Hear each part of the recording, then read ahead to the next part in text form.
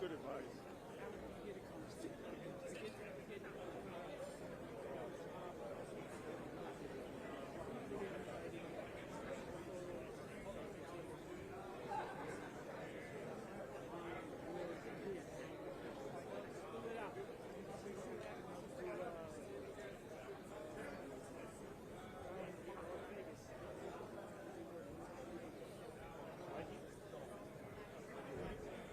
Preset here.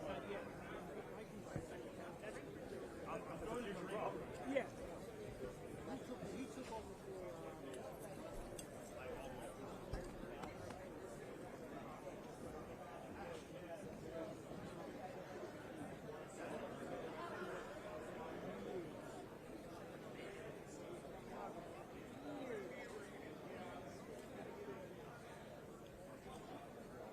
Like 6. He's going Chris Farina? Okay. Yeah, so usually told me that Mikey Moore was operating. But it sounded like what Jesus was telling us, like 7 chords on either. Like, I'm guessing. Oh, these guys, yeah. They probably just cut everybody because they don't have any fucking revenue. The last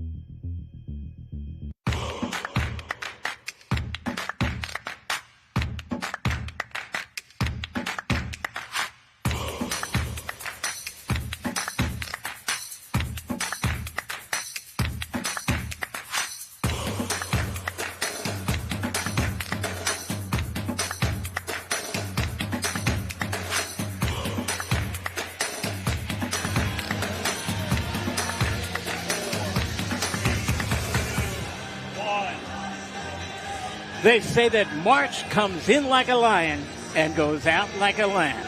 It is early March, and we hope that the Lions are all going to be inside the ring tonight. It's another edition of Larry Goldberg's Boxing Insider.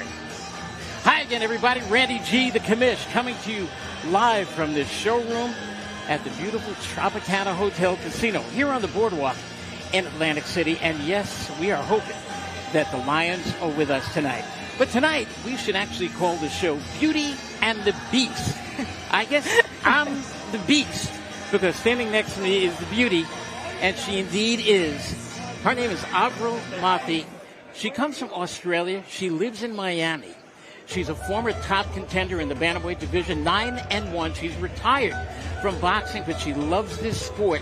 She is also a former model, and she is Miss Swimsuit International from 2013.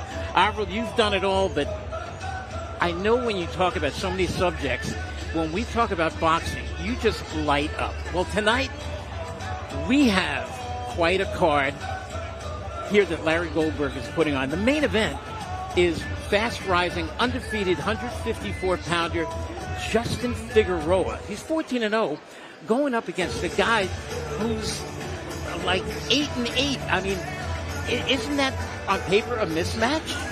Yeah, I mean, it is, but this guy knocks people out or gets knocked out, so it's going to be a tough opponent either way. And you know, he is coming up still, and all these challenges are good for him to build him as a fighter, to eventually make him a contender for a world title. So I think this is going to be another important test for him in his journey to getting those big fights later on. Okay, so Justin Figueroa in that main event also have a very interesting female bout between a 3-0 young lady from around here, Lia Lewandowski, against Indeya Rodriguez, who has a very strange record of about 6-8-3. Now, it's another one on paper that looks like a mismatch. Your thoughts? But I tell you what, I've actually watched Indeya fight a few times. She's never expected to win. She is always the underdog, and she often surprises people. If she doesn't give them an absolute run for their money and make them really work for those wins, sometimes she gets the upset. And it's shocking. Like, she's a good fighter. She's tough. She just comes and comes and comes, and she's quite relentless. And, you know, Lia is going into her fifth fight. This is her fifth fight tonight. And she's going up against Indeya with a lot of experience. So, you know, sometimes Indeya has lost to champions and top contender girls. She's not lost to nobody. Ooh. So, you know, she's going to be bringing that experience tonight, and it's going to be a really good test for Lia. Could we have an upset here tonight? It's potential. It is boxing. Anything can happen. Okay, now there's a heavyweight bout between a 5-0 local hero, Josh Popper, who's 5-0 with 5 knockouts, going up against a guy who's 1-1.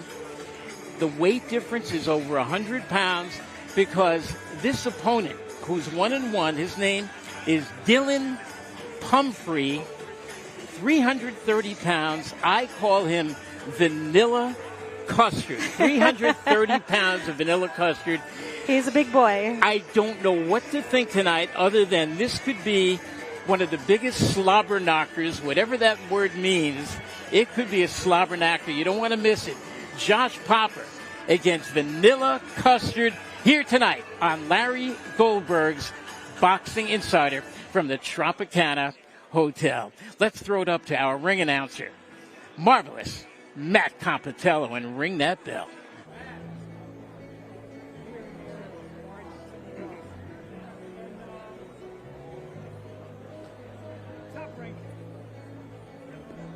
No anthem for Justin.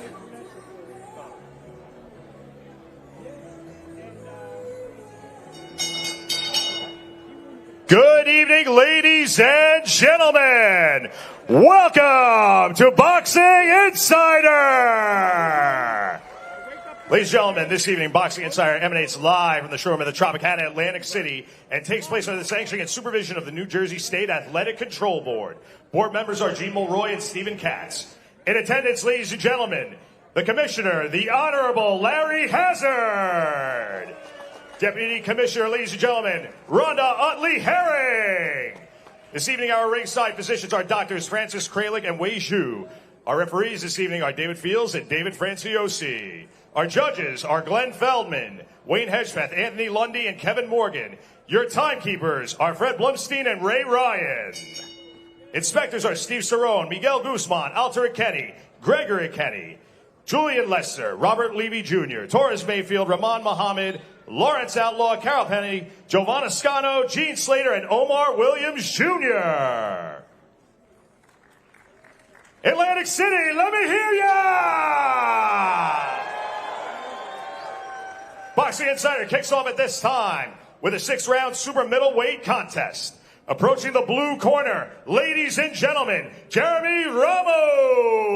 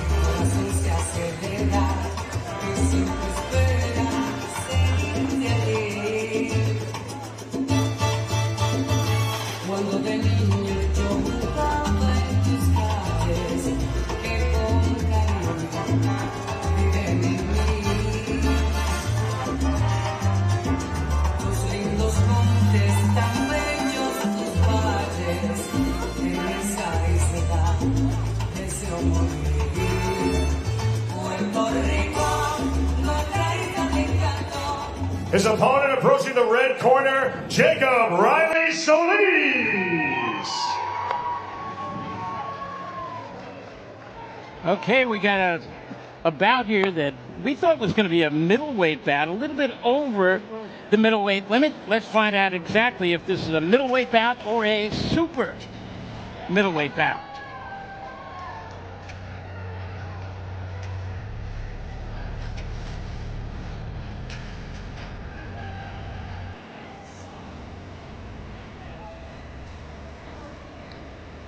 The weight for 165. Maybe it's a catch. Yeah.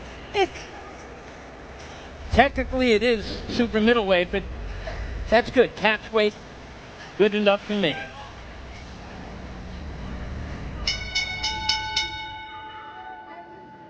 The following super middleweight contest takes place inside of 6 rounds. Your ringside judges are Glenn Feldman, Wayne Hedgepeth, and Kevin Morgan. At the sound of the bell, the referee in charge of the action is David Franciosi. Introducing first, boxing out of the blue corner, de Bayamón, Puerto Rico, hoy vive en Colorado Springs, Colorado. From Bayamón, Puerto Rico, now residing in Colorado Springs, Colorado. Él es 5 pies, 10 pulgadas de alto y 165 libras, 5 feet 10 inches tall, weighing in at 165 pounds. Con un récord, 30 combates profesional, incluyó 4 victorias via nocaut. He is a veteran of 30 professional bouts, including 4 victories by way of knockout. Señores y caballeros, te presento the boxing barber, Jeremy Ramos. And his opponent, boxing out of the red corner, from New York City by way of Norwalk, California, standing 6 feet tall, weighing in at 165 pounds, entering this bout with a record of 7-0-1, 6 of his 7 victories by way of knockout. Ladies and gentlemen, Jacob Riley Solis. We go to referee David Franciosi for instructions for both competitors. Gentlemen, went over the rules. Protect yourself at all times, obey my commands at all times, and give me a good clean break. Touch gloves, good luck. And as Avril is calling it, a catch weight bout, and she is so correct about it. This one's scheduled for 6 rounds. Jacob Solis and Jeremy Ramos. Jeremy jumping up and down. David Franciosi, excellent referee in there. And both, you see, are right-handers. Jacob a little bit taller at 160. He's about 6 feet tall. And Jeremy Ramos at 5'10". Now, I know that Jacob Solis, also when he's not in the gym, which is all the time, when he's not boxing or training for a fight, he's a personal trainer, and a very good one, very popular one in the New York City area. Great way to stay in shape in between fights, for sure. Oh, no question about it. Jeremy Ramos, 9-8, 1 draw. He has some limited power. He's got 1 knockout in his 9 victories. He's been stopped, TKO'd, not KO'd, but TKO'd on 5 occasions. Solis, 7-0, 1 draw, and he's got 6 knockouts. He has a lethal left hook and straight right hand. And we're yet to see a lot of action in this fight so far. Both fighters coming out, just feeling each other out. There we go. Slow start to the fight. And you, of course, had 10 fights, winning 9 of them, losing 1. Did you like the fact that females only did 2-minute rounds, or are you very much in favor of that? I did not mind at all doing 2-minute rounds, because the thing is, you can sprint for a 2 minutes. You can't really sprint for 3 minutes. So it probably would have suited my style better to do 3 minutes, but it's more action-packed and exciting for 2 minutes as well. So, you know, both times have their benefits. You got it. You saw that left-right. Now, Jacob didn't step into that. He's kind of just throwing it from the outside. He's, right now, totally, as you said, moments into the fight, feeling each other out. But I think Jacob is now starting to step into those shots a little bit more and watch his left-right, because they are lethal. He'll show you that left hand, and then the right hand comes right behind it. Yes, at the moment he's just throwing 1 or 2 shots, just seeing what's going to come back, testing Jeremy. A different voice here with me tonight. Instead of Henry De Leon, who's on assignment tonight, I've got the very talented, very beautiful Avril Mathie, who, what made you get yourself into boxing? Was this something that was ingrained in you from when you were a little girl, maybe? No, I actually never even watched boxing until well into my boxing career, which is embarrassing to admit. But wow. I used to do kickboxing just for fun, for fitness, and I broke my foot. And so I started boxing because it was the only thing I could do. I couldn't run, I couldn't jump, nothing. And so just to do something, I started boxing. And then once I started learning the defensive side of boxing, I was like, oh, this is amazing. And then I found out that you can fight as an amateur every second weekend if you want to. And I was like, this is the best hobby ever. Sign me up. And that was how I started. How many amateur fights did you have? I had 20 in the end. And you won, I don't know your records, I'm going to guess. I don't even know. You won 15 of them. Around there, yeah, plus or minus. I had 11, I know I had 11 in Australia, and I had 9 in the US.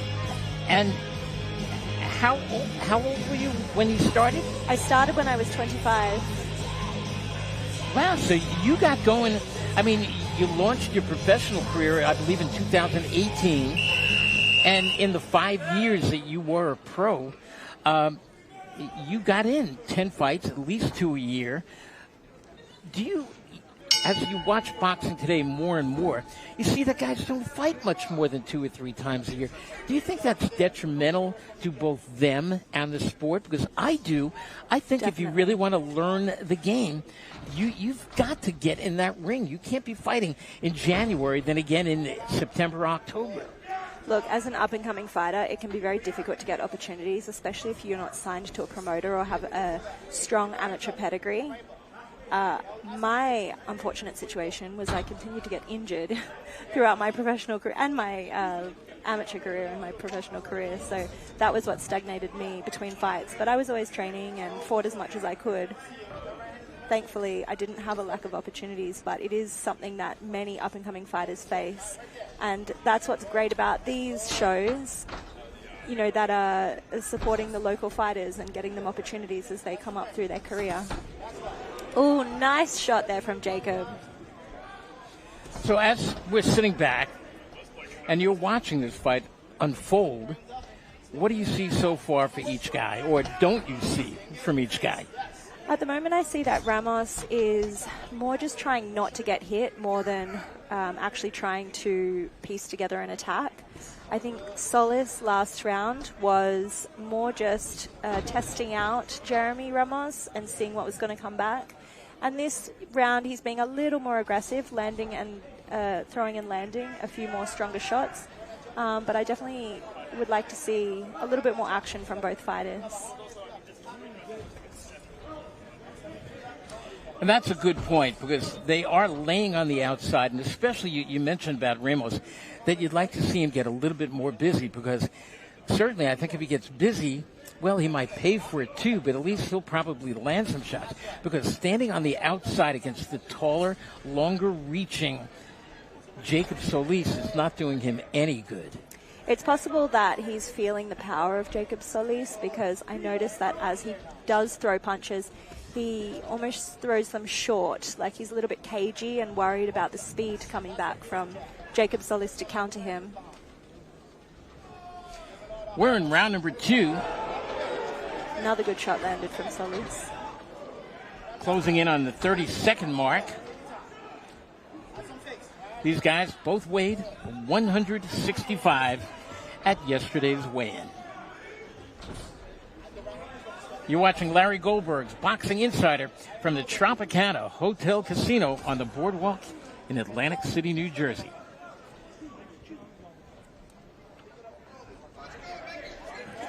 That's a safety first kind of jab. Final seconds, round number 2. Solis tripped there. Ooh, right on the bell. Ramos landed something. I think it hit the arm of Jacob Solis, but it was a good attempt at least.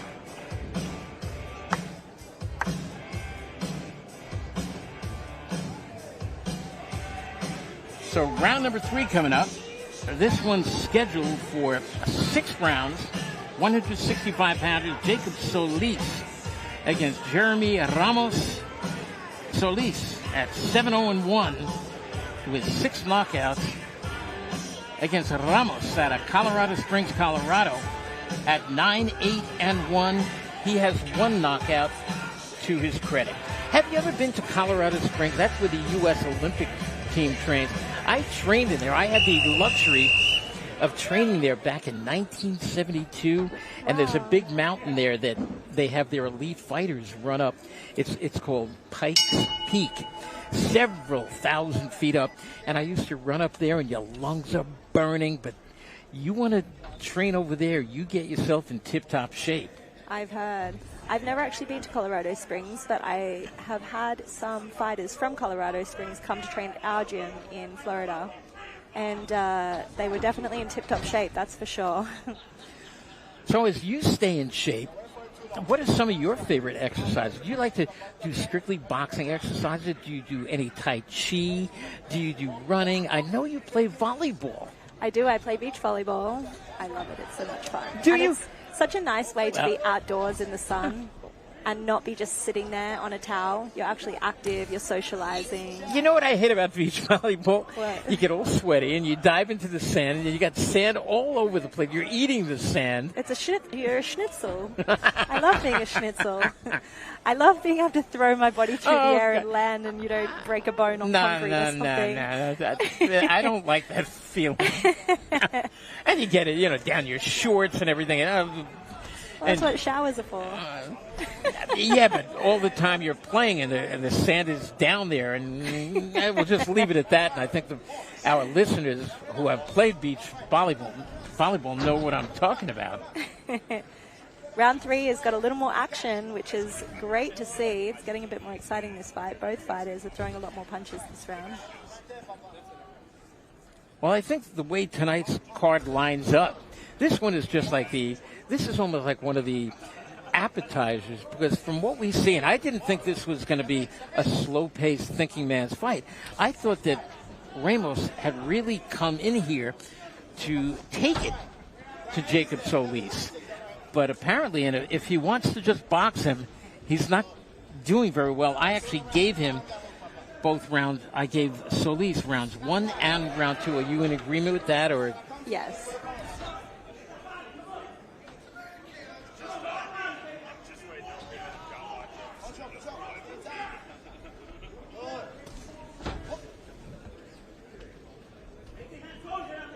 Around 40 seconds to go in round number 3. Solis just continues to land that straight punch to the body over and over, which is interesting that Ramos hasn't decided to stop To me, that yet. Avril, those are scoring punches, and I think the judges are seeing them, and I think he certainly has won the first 2 rounds and is winning this round without even any question. And look, I mean, Ramos is playing some defense there, bobbing and weaving to his left and right, getting out of the way, but he's not answering anything. He's just holding back. Final seconds, round number 3. Yeah, it's a very one-sided fight so far for Solis. Referee, a world-class ref, David Franciosi, in many of his recent fights, he hasn't been getting to go the distance either. It's a first-round knockout when he's in there, second-round knockout. So I was joking with him before, and I said, David, many of your fights recently, they're ending, you're getting in the ring and you're getting out of the ring. He said, yeah, I hope I get some rounds tonight. So far he is, as we're going into round number 4 of this scheduled 6-round bout. He's working for his money tonight. You're watching Larry Goldberg, the Boxing Insider, from Atlantic City, New Jersey, from the beautiful Tropicana Hotel on the boardwalk in Atlantic City. Is this your first trip to Atlantic City? It is. I've never been here before. Well, you know, you're going to have to get back here again and see. To me, this has always been more or less Las Vegas with an ocean. And when you get at the kind of shape you're in, and you're like doing your running and everything, when you get out there early and the boardwalk is empty and it's just you and the seagulls on the boardwalk, you are running, and you could just smell the ocean. It really is a great run that you could have. Sounds really nice. I think I'm definitely going to have to come back. Probably closer to the summer, because I looked outside today, all I could see was gray. I couldn't even see the building outside my window. I actually put up a picture, and a lot of our listeners are fans of mine on Facebook, Randy Commish Gordon. I put up a shot of us going over the Verrazano Bridge, which is the longest suspension bridge, I believe, in the world, and you can't see the stanchions going up. You can see them from miles away. We were right under them, couldn't see them. That's how foggy it was today. So sorry about your first trip to Atlantic City. You can't see anything. Into the abyss. Well, we'll get you back here a little bit later this year, and you are absolutely going to love it. Randy G, the commish, along with Avril Mathie, who makes her home in Miami Beach, Florida, and she's been a resident of the United States for about a decade now, coming from Australia. What part of Australia? I was born in Sydney, but I grew up on the Gold Coast. Actually, I think I've been 10 years and 1 week in Miami. My anniversary was last week, I just realized. And you still got Australia in your heart, but you're all American now. I would say I'm still pretty Australian. Of course. We are in round number 4 of a 165-pound bout, our opening bout of the evening. And as safety first as this one is, I could just about stake my reputation that it's going to be the only fight of the night that is going to have this kind of defense. Jacob Solis starting to throw some combos now. Up until this point, it's generally been 1 or 2 shots, but he just threw a few good combos that landed, which was nice.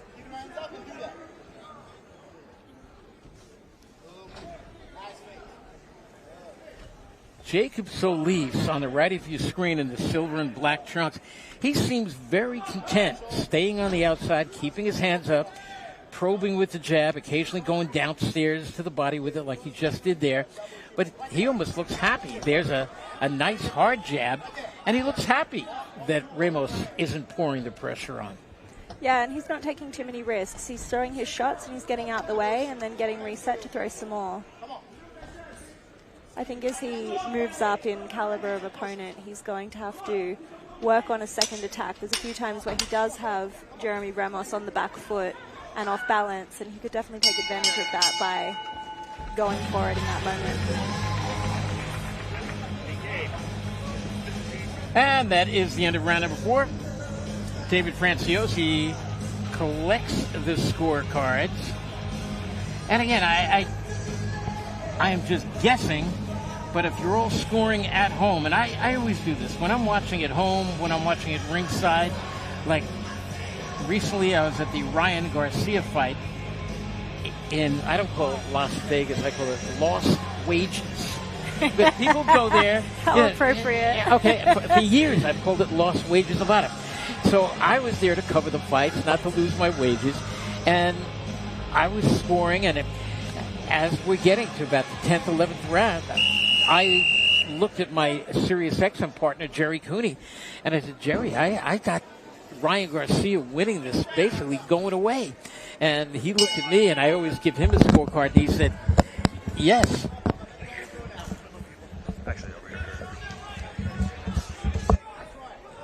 It sounds like we're getting attacked here. Oh. Hi.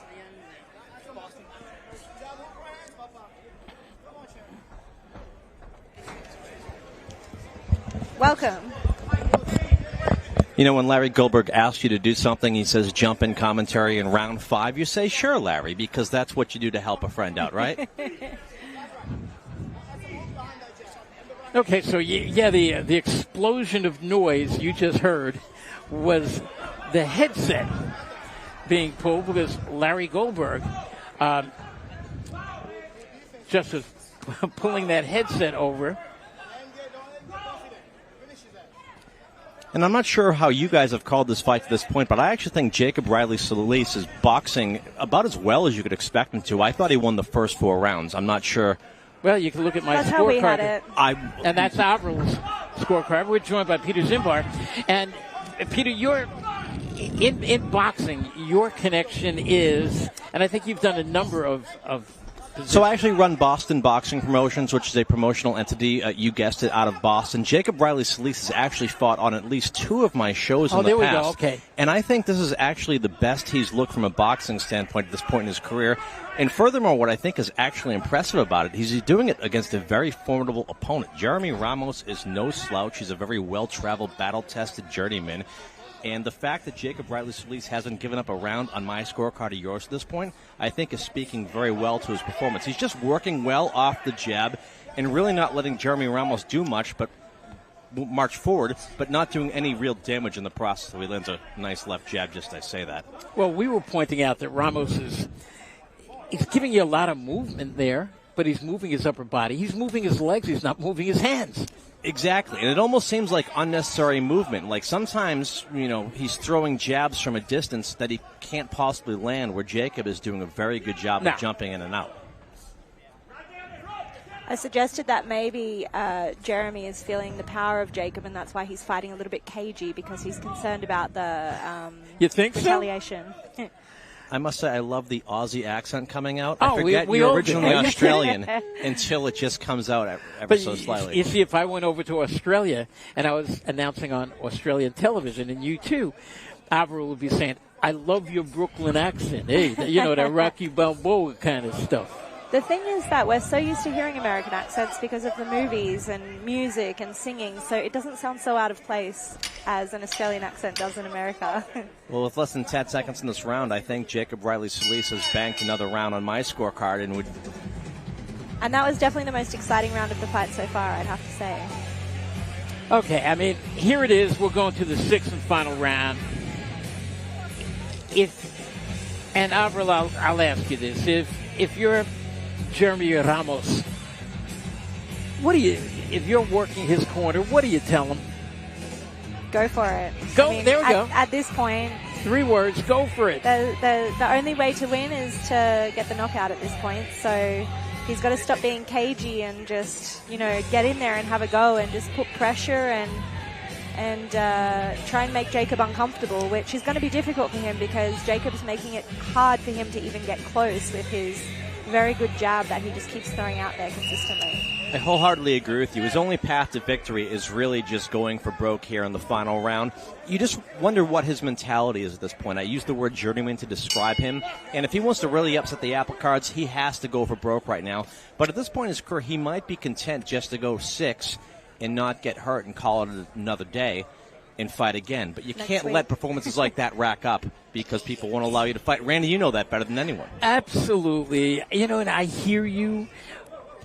But, you know, if you've got a television audience out there, you get a large crowd here at the Tropicana, and Solis is very popular. But he's fighting almost in a safety-first style. He's eating up the clock. If this is a football game, he keeps falling on the football, and he's just taking his time, letting the clock You talking run. about Jacob? I just think that the Solis could be doing so much more. Look between punches. You know. So I'm going to agree and disagree with you if I can. Why is that?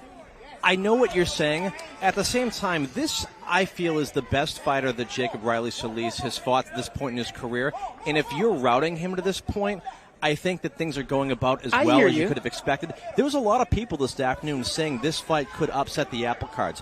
Jacob Riley Solis has fought a very measured approach. He's fought very comfortably. He has gotten more comfortable as the fight's gone on. That The was a hands. nice shot. Sorry to interrupt. No need to apologize because he landed a nice right hand. But he was working primarily off the jab for the first few rounds. And as we just saw moments ago, that right hand has been coming with more regularity. He's not an all-out blood and guts killer type guy.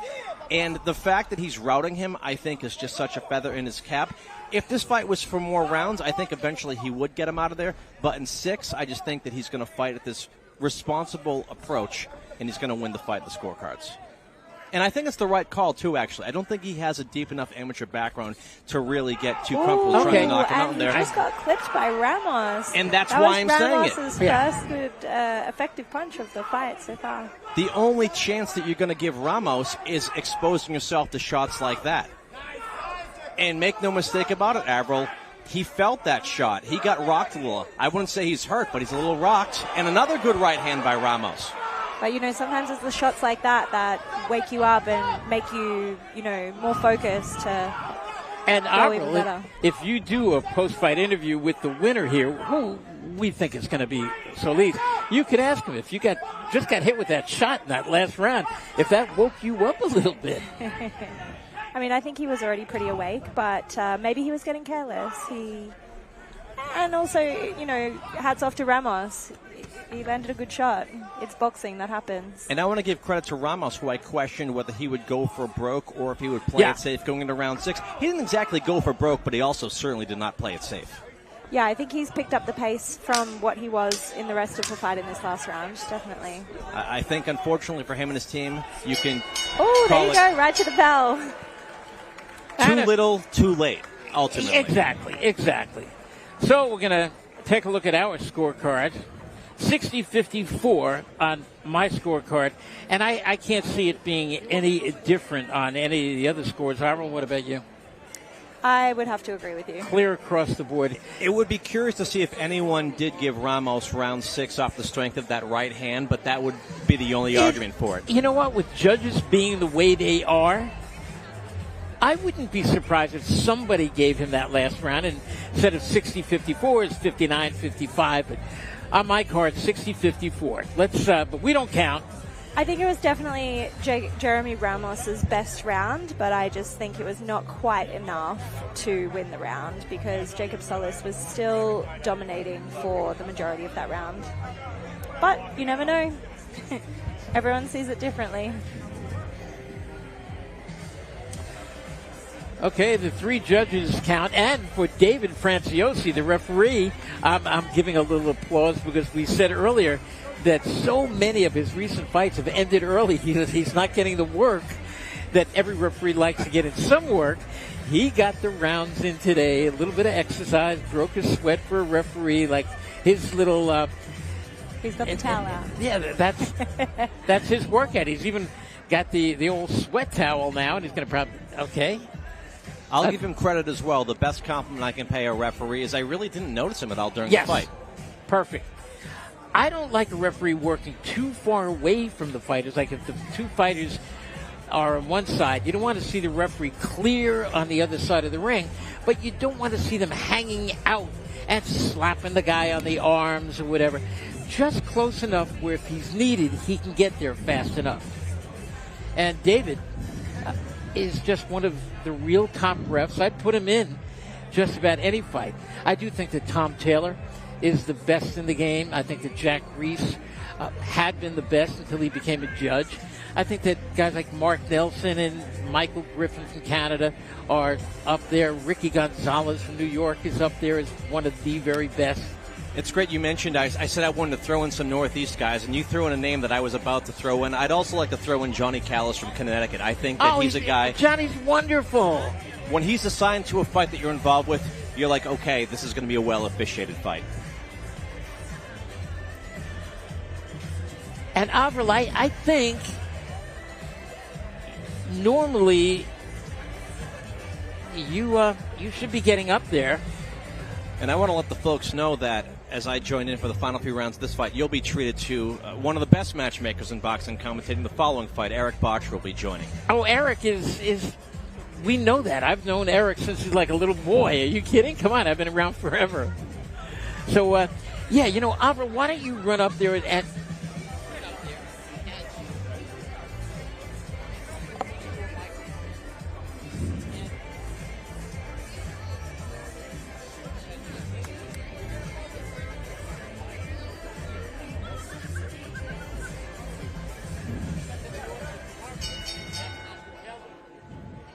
Ladies and gentlemen, 6 rounds of our opening bout have concluded. We go to our ringside judges' scorecards. Clint Dillman scores the bout 59-55. Wayne Hedgeman scores the bout 60-54. And Kevin Morgan scores the bout 59-55 in favor of the winner by way of unanimous decision, Jacob Riley Solis. Well, Ryan, I don't think you could argue with any of those scorecards, and I think that was an excellent step-up performance by Jacob Riley Solis.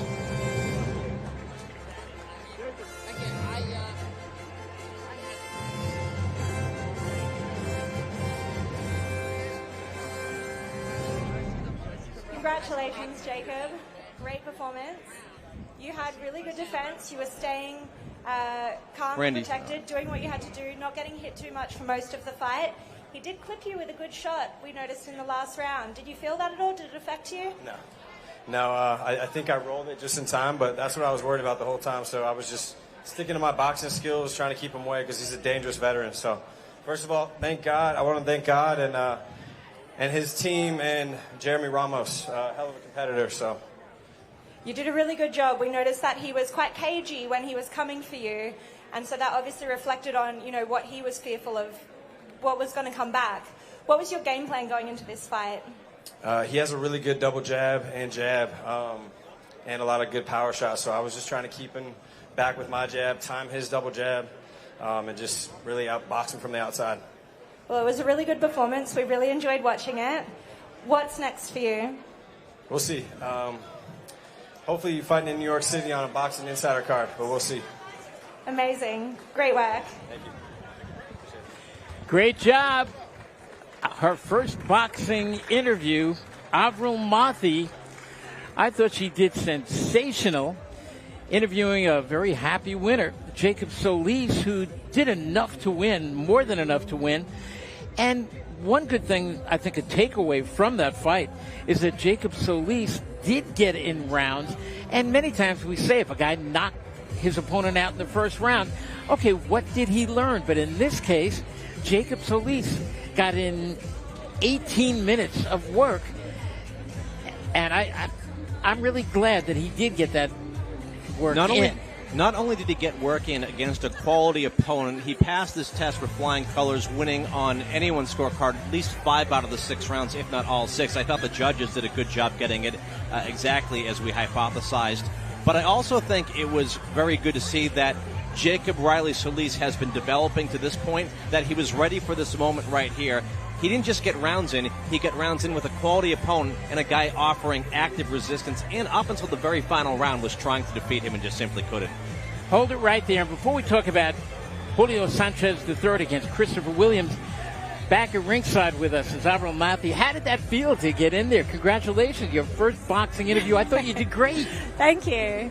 How'd it feel? Yeah, I was just having a conversation with a guy about his fight. It was fun. And that's exactly what you do in this position. You get up and you've just watched the fight. You know how we talked about it, that maybe he should have put more pressure, or maybe he was just having fun. And I guess in retrospect, I see that you know, if I was working with him and I was his manager, trainer, whatever, I'm glad he got those 6 rounds of good work in and showed a decent offense and a fantastic defense and learn just a little bit more. And that's what you want to do in this game. You want to keep learning. And his team's doing a great job with him. Marty Hopwood at TMA Management and the folks in his corner are really doing a good job at bringing him along nicely. And I think that it showed that he was certainly 100% prepared for what was in front of him tonight. Okay, we're ready to start our next bout. We'll tell you all about it. But first, let's go up to ring announcer Marvelous Matt Competello. Ladies and gentlemen, the following super lightweight contest takes place inside of 4 rounds. Our first competitor approaching the blue corner at this time, here's Chris Williams.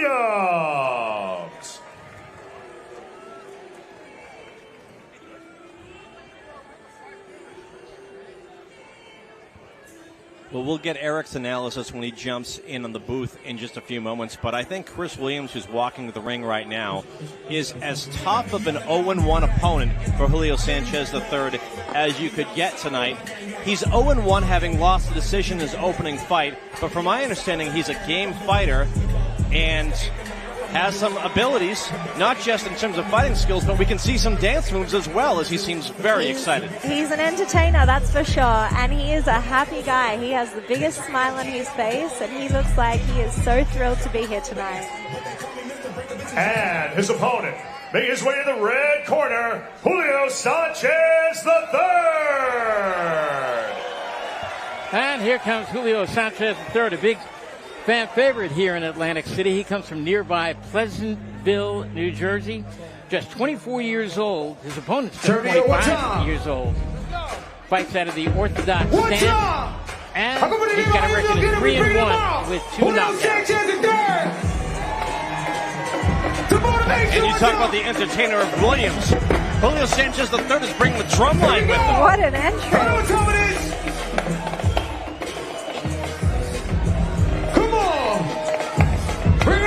These two men have now set expectations for their fight to be as entertaining as their ring walks, and that's a lot to live up to. I hope so. Come on! Julio Sanchez turned pro right here on a Boxing Insider card last March 2005. Turn him up one time! And let's get this thing started. Motivation! We want to thank Peter Zambar for joining us for a couple of rounds here. And here is matchmaker, boxing announcer, par excellence, our buddy Eric Bottjer. Eric, interesting first fight, but we'll get to that in a second. Let's go up to Matt Competello. Ladies and gentlemen, the following super lightweight contest takes place inside of 4 rounds. Your ringside judges are Glenn Feldman, Anthony Lundy, and Kevin Morgan. At the sound of the bell, the referee in charge of the action is David Fields. Introducing first, boxing out of the blue corner, from Rochester, New York, standing 5 feet 8 inches tall, weighing 139 pounds. This is his second professional boxing bout. Here is Chris the Butcher Williams. And his opponent, boxing out of the red corner, from Pleasantville, New Jersey, 5 feet 9 inches tall. He weighs in at 139 pounds, entering this contest with a record of 3-1. A third of his victories by way of knockout. He is Julio the Motivation Sanchez III. Okay. We now go to referee David Fields. The 3-1 Julio Sanchez III against the 0-1 Chris Williams. We're scheduled to box 4 rounds. Sanchez made his debut 1 year ago. Most of all, protect yourself at all times. Touch gloves, good luck. And I believe that one was in March of 2005. He won a 4-round unanimous decision. His last fight took place in November, right here on another Boxing Insider card. He looked tremendous. It was his best outing in 4 fights, stopping his opponent in round number 2. And the 0-1 Chris Williams made his debut on October 30th, 25, losing a unanimous 4-round decision. Eric Bottjer joins me and Avril Mathie here at ringside. Eric, what do you expect from this fight? This is a hard fight for Sanchez because he's fought pretty easy opposition so far. He didn't have any amateur background himself. And Chris Williams, even though he's 0-1, he lost a close decision to a guy who's been in the Nationals 3 different times. So this is a very tough test for Sanchez. Okay, Avril, in your boxing career, did you ever spar with a female who was a southpaw? Did you ever fight? I did. We had one in our gym. So frustrating? I was regularly sparring with her. What was frustrating was more her style in general. She was not because she was a southpaw, but she was very aggressive and a bit awkward because she was actually a right-hander that fought southpaw.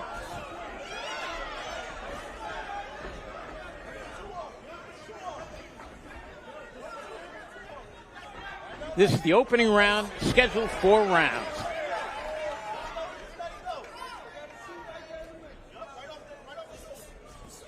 And so far, both guys have come out with quite aggressive energy. The southpaw in black and red is Chris Williams out of Rochester, New York. And his opponent from nearby Pleasantville, New Jersey, Julio Sanchez III.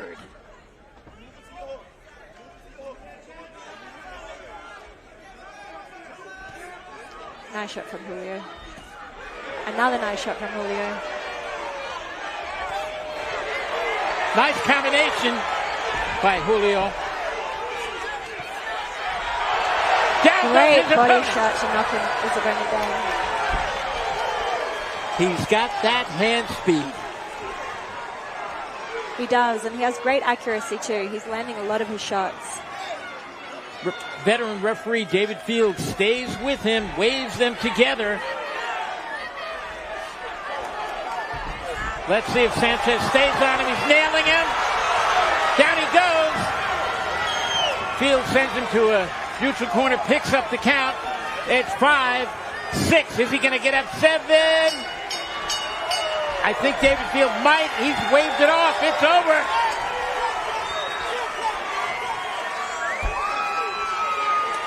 That was a good stoppage and a very good win for Sanchez. Wow! So very good win for Sanchez, who big doesn't have the ability yet to finish people off, but I mean he learned a lot there right now that he can do that. Avril is going up to talk to him. That's his second big victory in a row. Second round stoppage last time, and he gets the big one here tonight. Avril, go have fun up there. So, Eric, I think that Sanchez is moving along very well in his career.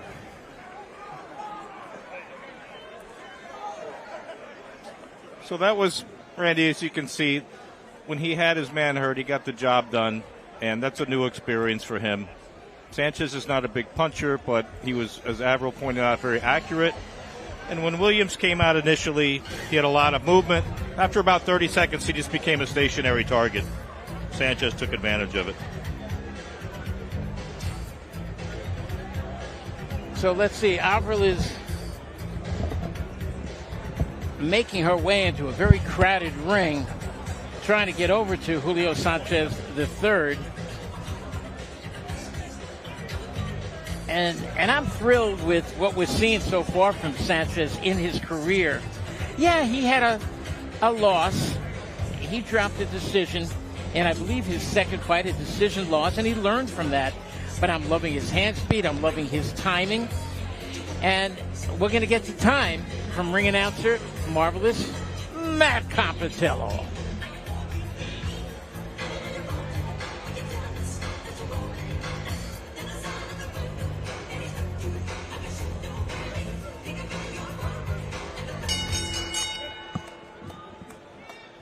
Ladies and gentlemen, the winner of this contest in 2 minutes and 24 seconds of the first round, by way of technical knockout, Julio, the Motivation Sanchez III.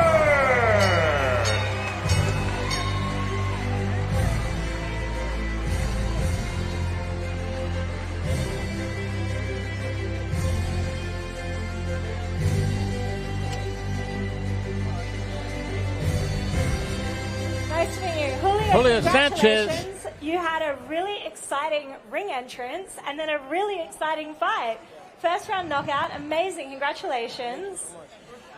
Tell me about your ring entrance. I ain't gonna lie, I gotta give all the credit to my dad. That was his idea. I just got prepared for the fight and came to fight. I want to shout out my old high school, Pleasantville High School. I want to shout out the band. I want to shout out my cousin Keyshawn.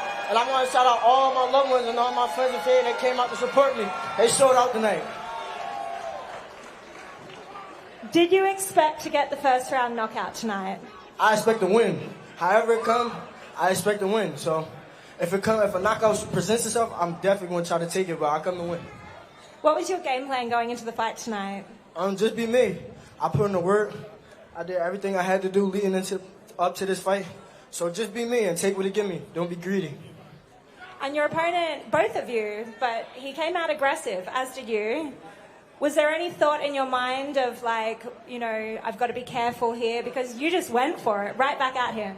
You always be cautious. And I'm always cautious when I step in the ring. At the end of the day, we all grown men, and anything can happen. But like I said, once I see any little thing, I'm going to go. And that's just going to be that. Well, it was a really exciting performance tonight. What's next for you? Get back to the drawing board and leave it up to my team. I'm just a fighter. I get ready and fight. So whatever they come up with, we ready. Amazing. Great work tonight. And shout out to the team. You guys did amazing. Well done. Thank you, Avril. A very happy Julio Sanchez III from right here in Pleasantville, New Jersey, just right up the road from Atlantic City. Now 4-1 with 3 knockouts. A very impressive stoppage over the 0-1, very tough 25-year-old from Rochester, New York, Chris Williams, who just fell victim to the hand speed of Julio Sanchez. And Julio started a little bit cautious, and then he realized the hand speed was going to be a little bit too much. Now, this is a fight that we look forward to, because I think this is going to be one of the fights of the night. Lia Lewandowski against Indeya sports card Rodriguez. And I'm very excited. Avril back with us at ringside. Another great job in there with the interview with Sanchez. He looked fantastic. Now, this is a fight that you and I have discussed.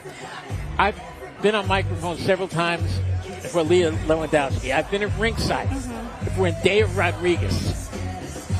She does not have that impressive kind of record, but, and I'll let you take it from there, but I am very excited to watch this fight. I have seen Indeya fight before.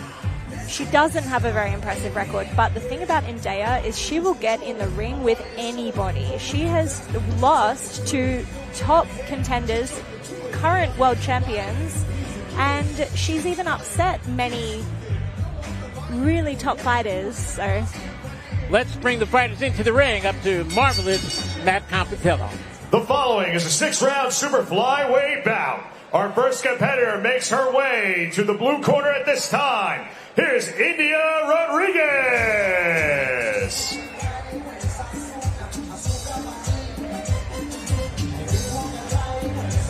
This is a little warrior. This is not just a fighter. She is a warrior. she's small and she is incredibly fit. You know, they've got her listed at 5 feet tall. She might be with lifts on. She might be 4'11" or whatever.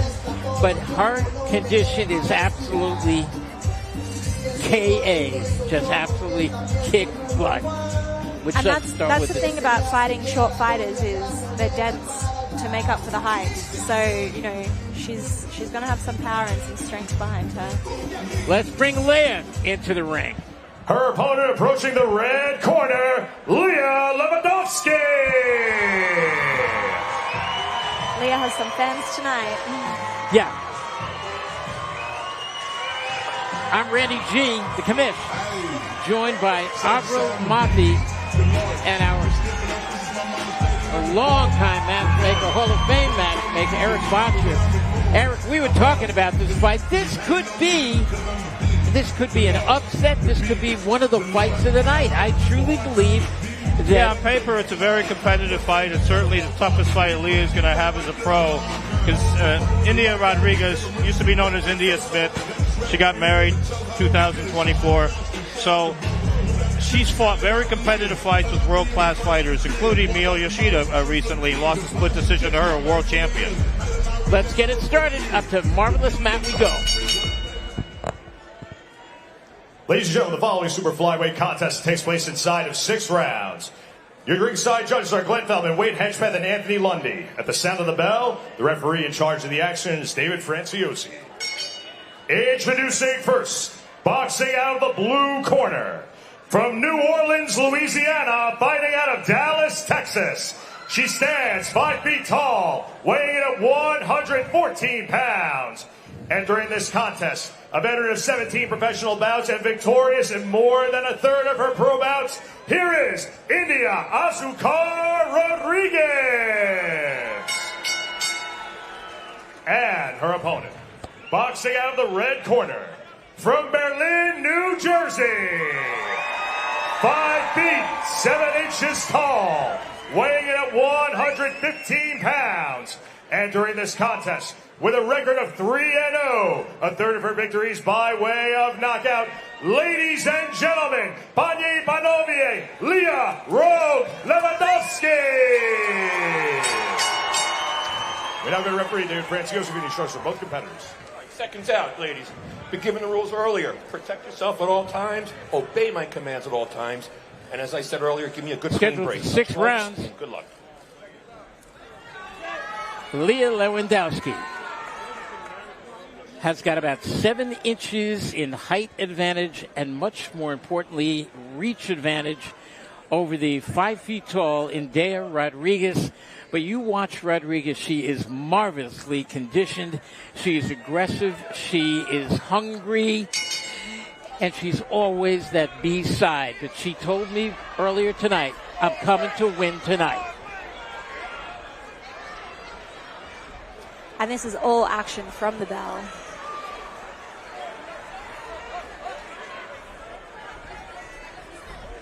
Lia, the taller Great opponent. uppercut just landed from Lia. And that's what she needs. She needs to land a few good, accurate shots just to let Indeya know not to just jump on her. I think she's trying. But Indeya is just relentless. Look how she cuts the distance off, not really laying back. Right now, okay, she's moving in. Hard right hand by Indeya. Indeya's got to do 2 things when she comes in. She's got to move her head, and she's got to jab. Because Avril's right. Lia landed 2 uppercuts, almost like a can opener when she comes in. Because she comes in on a straight line, she's going to hit with those punches quite a bit.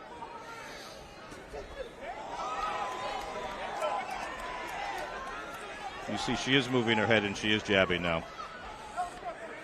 In her last fight, right here back in November, Lia had herself, she got engaged in a shootout where she won a majority decision. And I think tonight could very well be a majority. I see it going all the way, but not if Indeya can help it.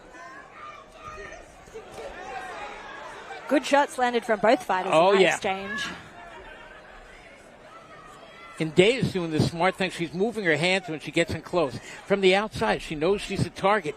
Keeps her hands up. Look at that lead right hand. It comes back with another one that misses. And another overhand right by Indeya. And another one.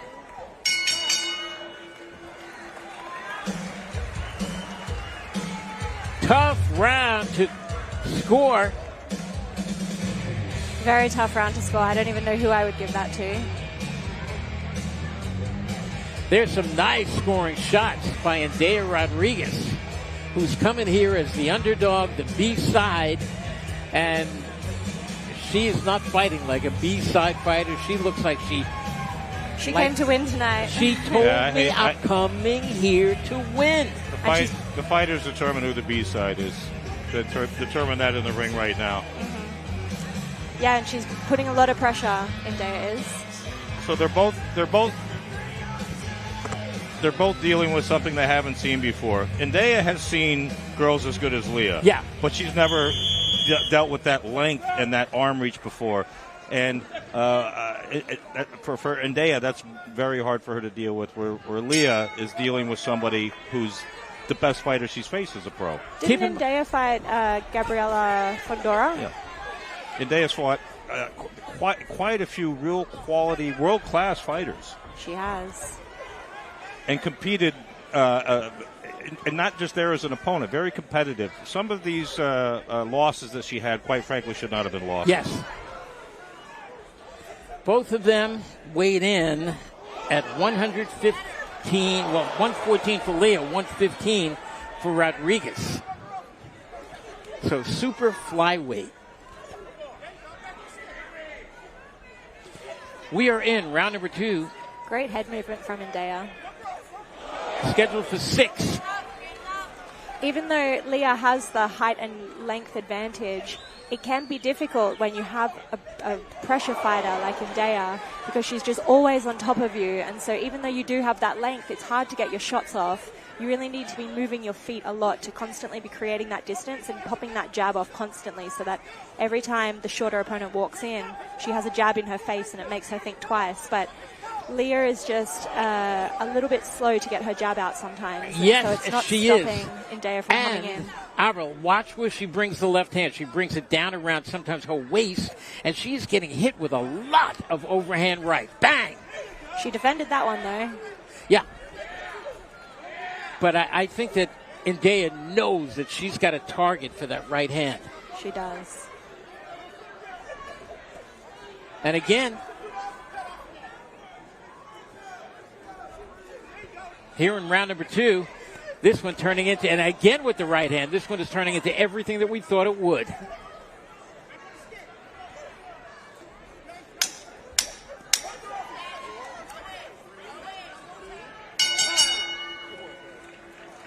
Round 2 in the books. I think I'd give that round to Indeya again. Yeah, she's the more comfortable fighter. She's slowed things down in her mind. She's starting to land a lot more, and she's starting to land some clean punches. And Lia does not look comfortable right now. Nope. Yeah, this is definitely where Indeya's experience is starting to show. Oh, the thing is, Indeya doesn't intend to make it comfortable for Lia. Exactly. She's doing a good job at that. And this is one of those perfect examples of records don't make the fight. When you look at it on paper, and we talked about this in the opening, Avril, 3-0 against 6-8. Come on. It looks like a mismatch. Mm-hmm. We said it wasn't going to be, and here we go into round number 3. It certainly isn't a mismatch. It is a very entertaining bout. Lia Lewandowski bouncing around, the taller of the two of them, and the aggressive little Indeya Rodriguez getting under shots, moving in, using both hands, falls short with the right hand, falls short with another one, bangs a shot to the body. Both girls this round are landing a lot of good shots. Another right hand. Man, Lia is eating some right hands tonight. Another one.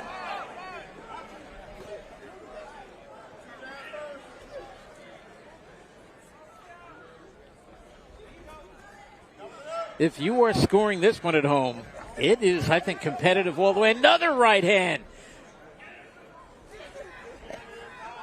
Those jabs, I don't think, are very effective at this point from Lia, and I think she's very frustrated at this point. She also seems to be pulling her jab a little bit. She's not extending her arms all the way when she throws and using her full range. Yeah, she's almost, when she starts to punch and she's got a moving target, she's hesitating too much. And when her punches do come out, sometimes they come out very slow because she's hesitating.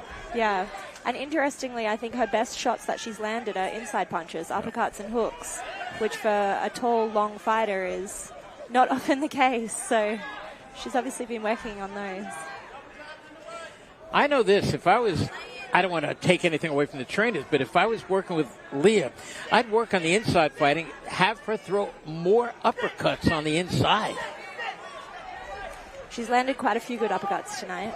That's probably her best punches so far. Lia just ate a hard body shot and a hard right hand. I think this is the best round of the fight so far for Indeya Rodriguez.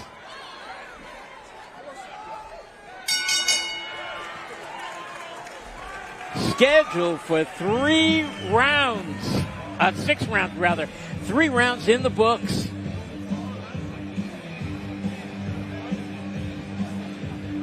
We're at 3 2-minute rounds. Don't know what you guys feel about women fighting 3-minute rounds. Yeah, I was talking earlier to Avril about it, and I'm going to ask you again in case anybody showed up late here. I'm joined by Avril Mathie here, who's a former bantamweight contender, retired with a record of 9-1. She is a former swimsuit world champion, Miss Swimsuit International. Look, coming back to the 2 and 3 minute round thing, I think there's benefits to both. In a 2 minute round fight, you have really exciting rounds because you have 2 minutes to get the job done, and you can sprint for 2 minutes. So it can be all out action, which is fun for the fans, especially given that typically women don't have a lot of power. So it makes up for it by being, a fast fight. Whereas if you have 3 minute rounds, it depends on the fighters that you've got in there. When you're talking like Katie Taylor, Amanda Serrano, I think a 3 minute round is amazing because those two girls are going to go action at it non-stop for 3 minutes regardless. I guess what's when happening here right now. Yeah, I guess when you're one of the best ever in Amanda Serrano, you can ask for a 3 minute round. But I do agree with you now that 2 minute rounds for the females is absolutely fine. And look at the pace they are setting, especially from the shorter young lady, Indeya Rodriguez. She is making Lia Lewandowski think about being a professional fighter. Yeah, this has been an all-action fight so far. Both girls throwing non-stop, and Indeya really pushing the fight. On my personal scorecard, I actually have Indeya winning each of the first 3 rounds. I don't know if you guys agree with that, but I'm wondering how the judges have it scored. How do you guys at home have it scored? I think this one is close, but I do think the shorter fighter is being the effective aggressor, and the word is effective. Lia seems to be doing a little better this round, though. She's making, she's throwing her punches and she's getting out, and she's getting her head just enough off the center line that a lot of Indeya's punches are just glancing and not quite landing fully effectively. Oh, that one did, though. No, but she's responding better. She doesn't seem rattled anymore. She seems a lot more calm, actually. But I'm wondering if she did drop those first 3 rounds, she's going to have to really fight. She's actually fighting as a southpaw now. This is one of those fights where after the fight, whether she wins or loses, she's going to look at this fight and she's either going to get better or she's going to get worse. Because there's so much to learn from a fight like this. And what she chooses to do with that knowledge is going to be interesting to see. Oh, she just landed a good shot then. But took one as well. End of round number 4. That could have been Lia Lewandowski's best round of the fight. She moved. She boxed effectively, and even though Indeya Rodriguez was pouring the pressure on, I saw that as the first round that Indeya really didn't get close. She didn't have the success that she was having in the first 3 rounds with her right hand. I gave that round number 4, for the first of those first 4 rounds to Lia. I have it now 3-1 for Indeya Rodriguez. I think I'd agree with you there. So now you wonder if Indeya Rodriguez won the first 3 and Lia just took number 4, if I'm even a little bit correct, does Lia have to win 5 and 6? And I mean, if she does she clearly dance away to victory, or could it be a draw? Let's see. Here we go, round number 5, scheduled for 6. These are super flyweights. And we talked about it earlier, Avril. I think the best female flyweight in the world is undefeated. A stablemate of yours. Oh, hard right hand by Indeya. I think it's a stablemate of yours. Christina Cruz. It's Jasmine Ortega, the WBA 115-pound champion. And she wasn't my stablemate. We had the same manager. Oh, the same manager. When you said stablemate, I thought you were talking about Christina Cruz, who's also amazing. Right. Mm-hmm. Incredible fighter. Oh, I saw so many of her fights in New York back in the day. Lia holding her ground right now.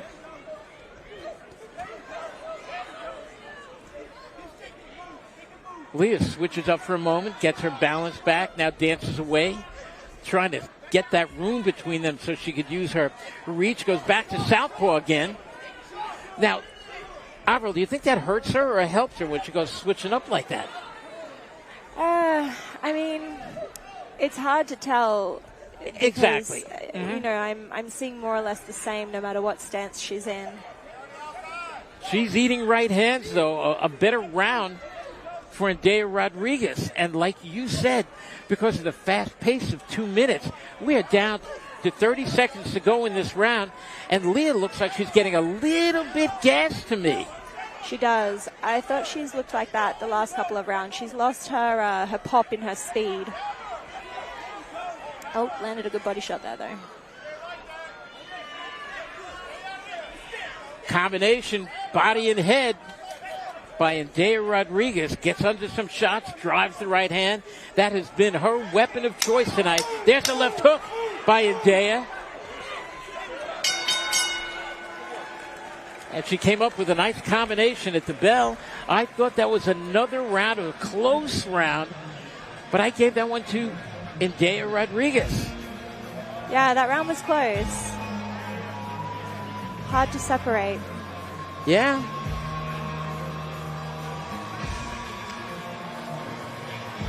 I think when they sent her out, they realized that she's a bit behind because she tried to box in the beginning. I think they sent her out to try to take the round, but she fights. When she gets into, when Indeya just forces her to fight, she fights back. She's a fighter at heart, Lia. She's learning a lot of lessons tonight. And even if she comes out of this on the short end, she can learn a lot from this and be a better fighter. I think she is behind, though, at this point. I hate to score fights. I have too much respect for judges. Randy has been doing this a lot longer than I have. He's an excellent judge. I am not such a good judge. So I'm not going to speculate on who's ahead. And I do, I don't believe in hometown decisions that the judges are leaning towards Lia because she is from nearby Berlin, New Jersey. I think both fighters are aware that this is an important round for both of them. Yes.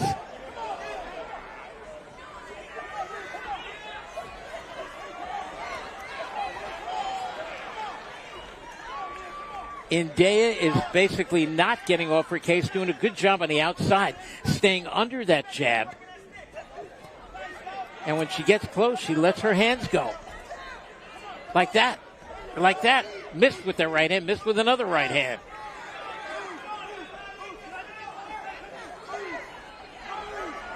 And the thing about Indeya is she's a little bit awkward. She throws punches from every different direction and yes. angle, so it is hard to defend them. Very good point. A left hand by Indeya.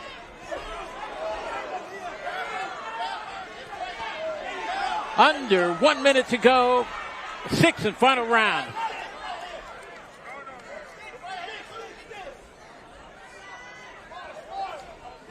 I still think this is anybody's round. Southpaw again for Lia Lewandowski.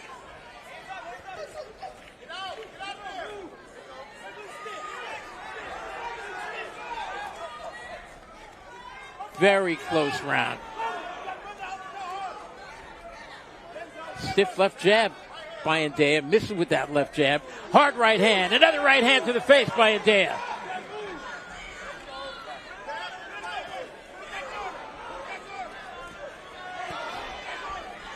What a fight. 10 seconds to go. What a fight this has been. Wow. They have a congratulatory hug for each other. I think both girls left it all in the ring just there. I mean, this is just so tough to call. Bang! Look at that right hand. That just landed against the left side of the face. Bang! Another right hand. And I got to give that final round. I think that the B-side fighter here, I think that Indeya Rodriguez might have handed Lia Lewandowski her very first loss.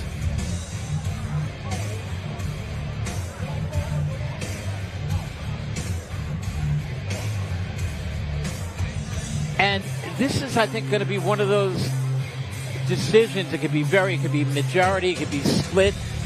But see if you can get both of them in there for an interview, because I want to hear from the winner and the loser. To me, there is only a winner. There is no loser in a fight like this. Definitely. Whoever is the loser in this fight is still gaining a lot of experience.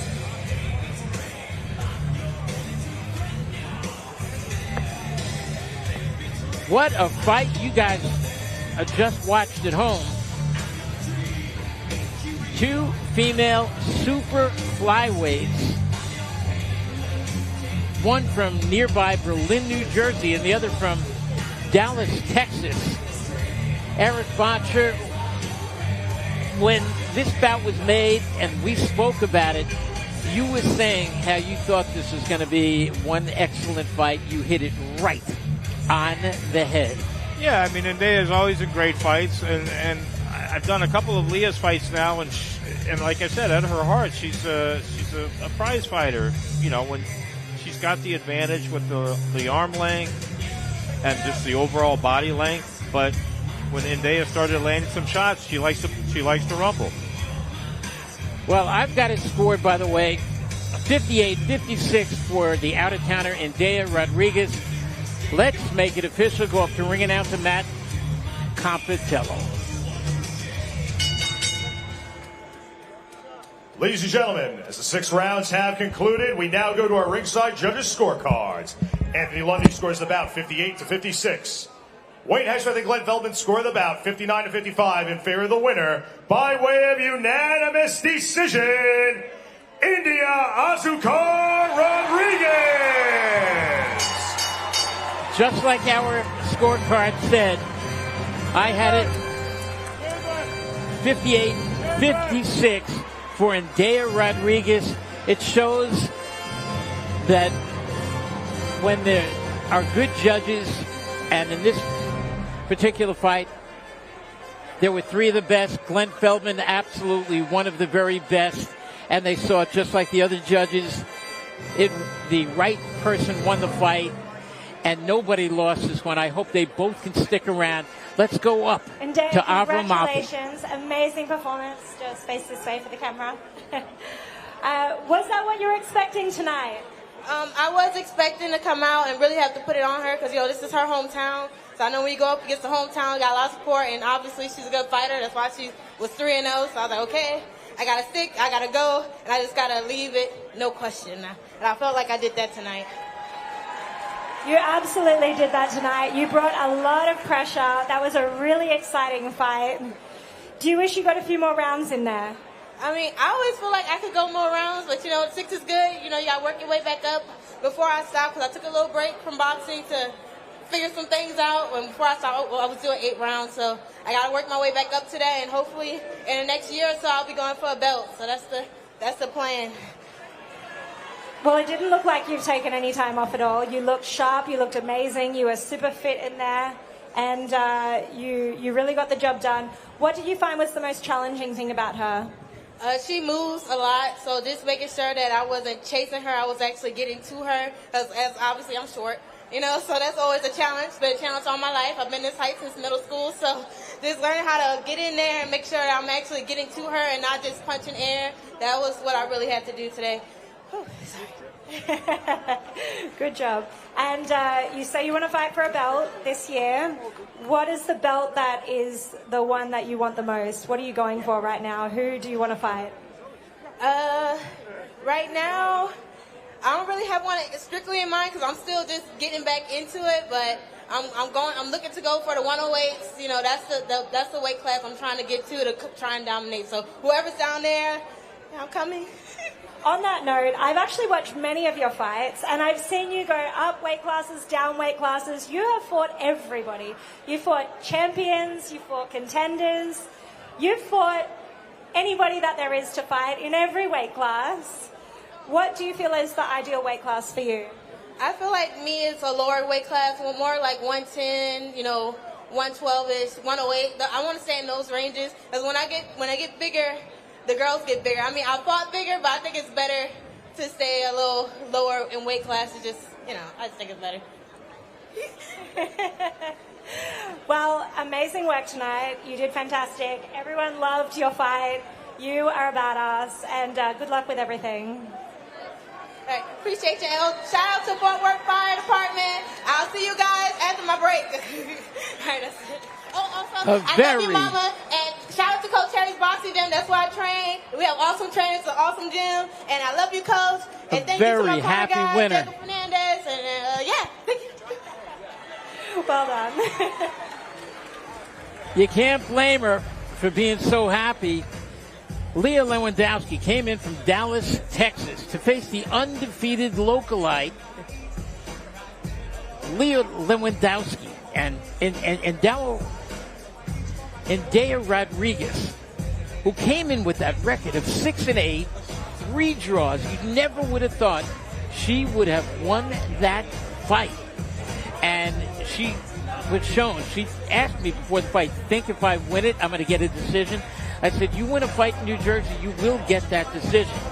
And she did, and I had it 58-56. We were all right there.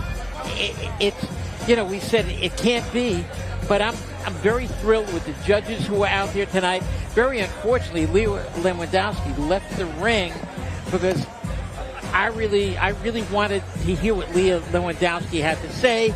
I would have wanted to know, hey, I want a rematch on this, but yeah, maybe we can find her out the back somewhere and get her in the commentary box to come and have a little chat at some stage.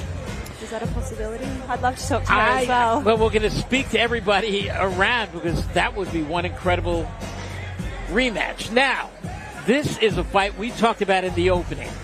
The ladies' man on the left, he's 5-0. 5 knockouts. He runs on the boardwalk. It's like you Rocky don't think Dylan Balboa. Pumphrey's a ladies' man?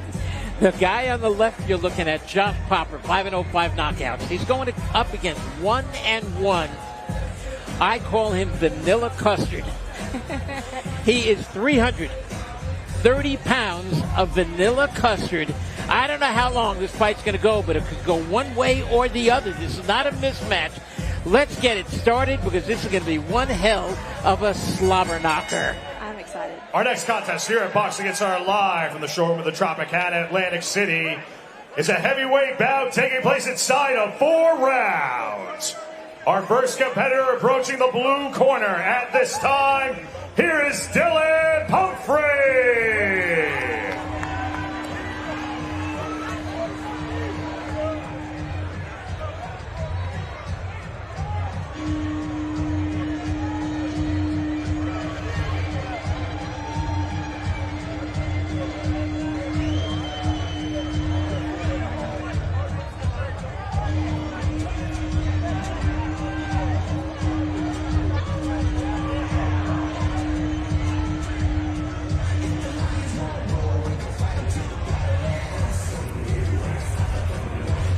Vanilla Custard in the ring wearing the Butterbean kind of. I like the song. I don't know. Do you remember Butterbean? Yeah. It was a worldwide figure. This is a modern day Butterbean, and I call him Vanilla Custard. All 330 pounds of him, a lot shorter than Josh Popper, who's listed at 6'3". And when they get together, there's going to be a lot of catcalls and everything. But you know what?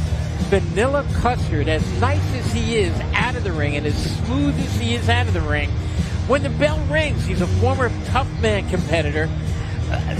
Just don't leave your television. Don't get up and go get a cup of coffee or a drink or anything, because this thing might not go too long. His opponent making his way in the red corner, Josh Popper.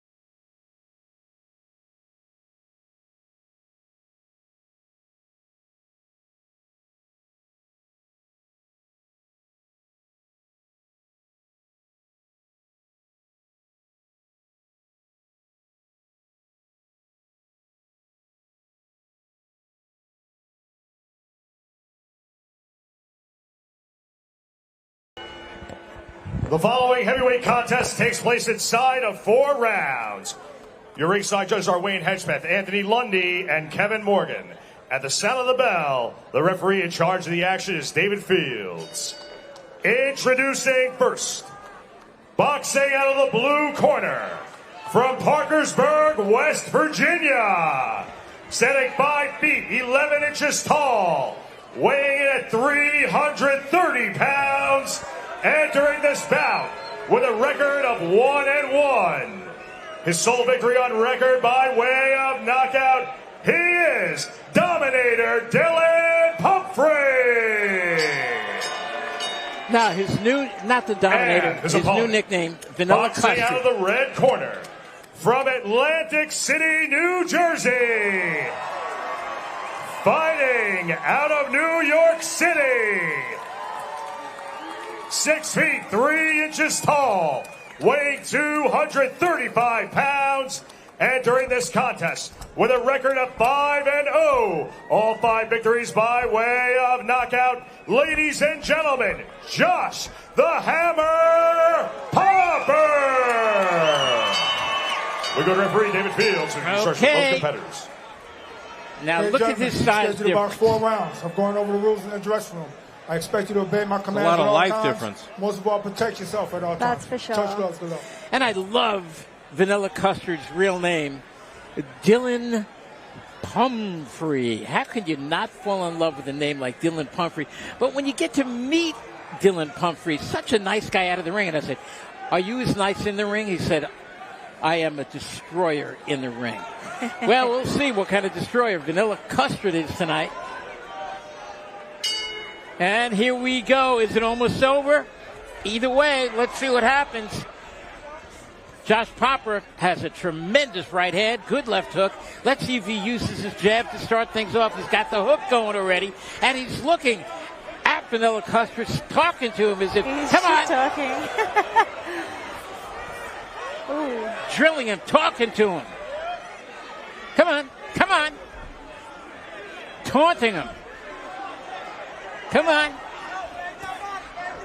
Vanilla Custard eating some shots, slapped with the right hand. Better get those hands up. Vanilla getting tagged there. Looking for the shot. Can't get close to the taller Josh Popper. Something. Mouthpiece? Yeah, his mouth guard came out. Okay, they're going to... When Josh Popper was talking shit to him, he started... Right. Dylan started talking back, and as soon as he opened his mouth, Josh popped him. It's like a donut flew out. It was a good little tactic, that one, actually. So stop flapping your tongue and start moving your hands. Yeah. Oh, did he just slip? No, that was a punch coming in. It was a punch? Yep. Nice short punch. Dylan was rushing in, trying to land his right, and he ran right into it. And it is over. Oh, it's over. Wow, that was fast. That's a good decision.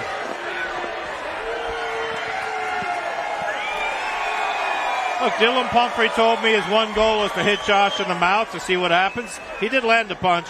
He did hit him in the mouth. Well, we weren't sure if it was going to get out of the first round. We knew it wasn't going to get out of, this wasn't going to go to the final bell. But we've got Avril Mathie running around tonight more than some of the referees, because you're getting back in the ring to talk to a 6-0, 6 knockouts. Josh Popper, I wonder what he was saying to him when he was talking. You'll find it all out. Avril, go do your thing. I'll ask him.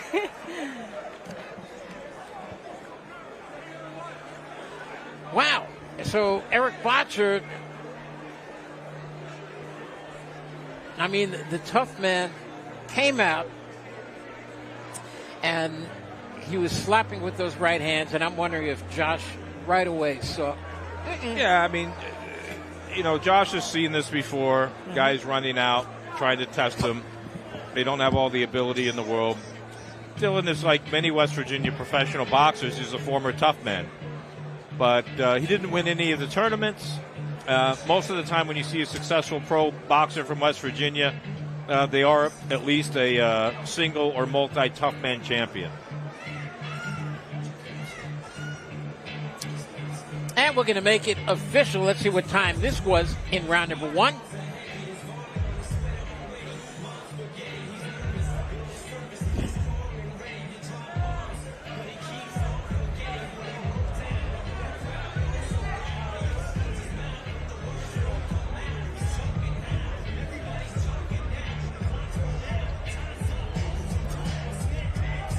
marvelous Matt Competello going to make it official.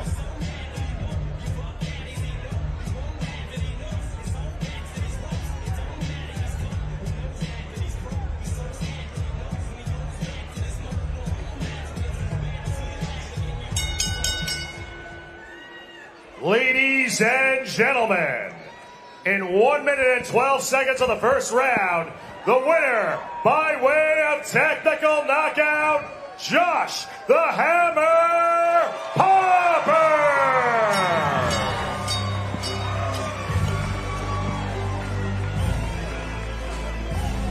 1 minute, 12 seconds. Round number 1. Josh Popper goes to 6-0.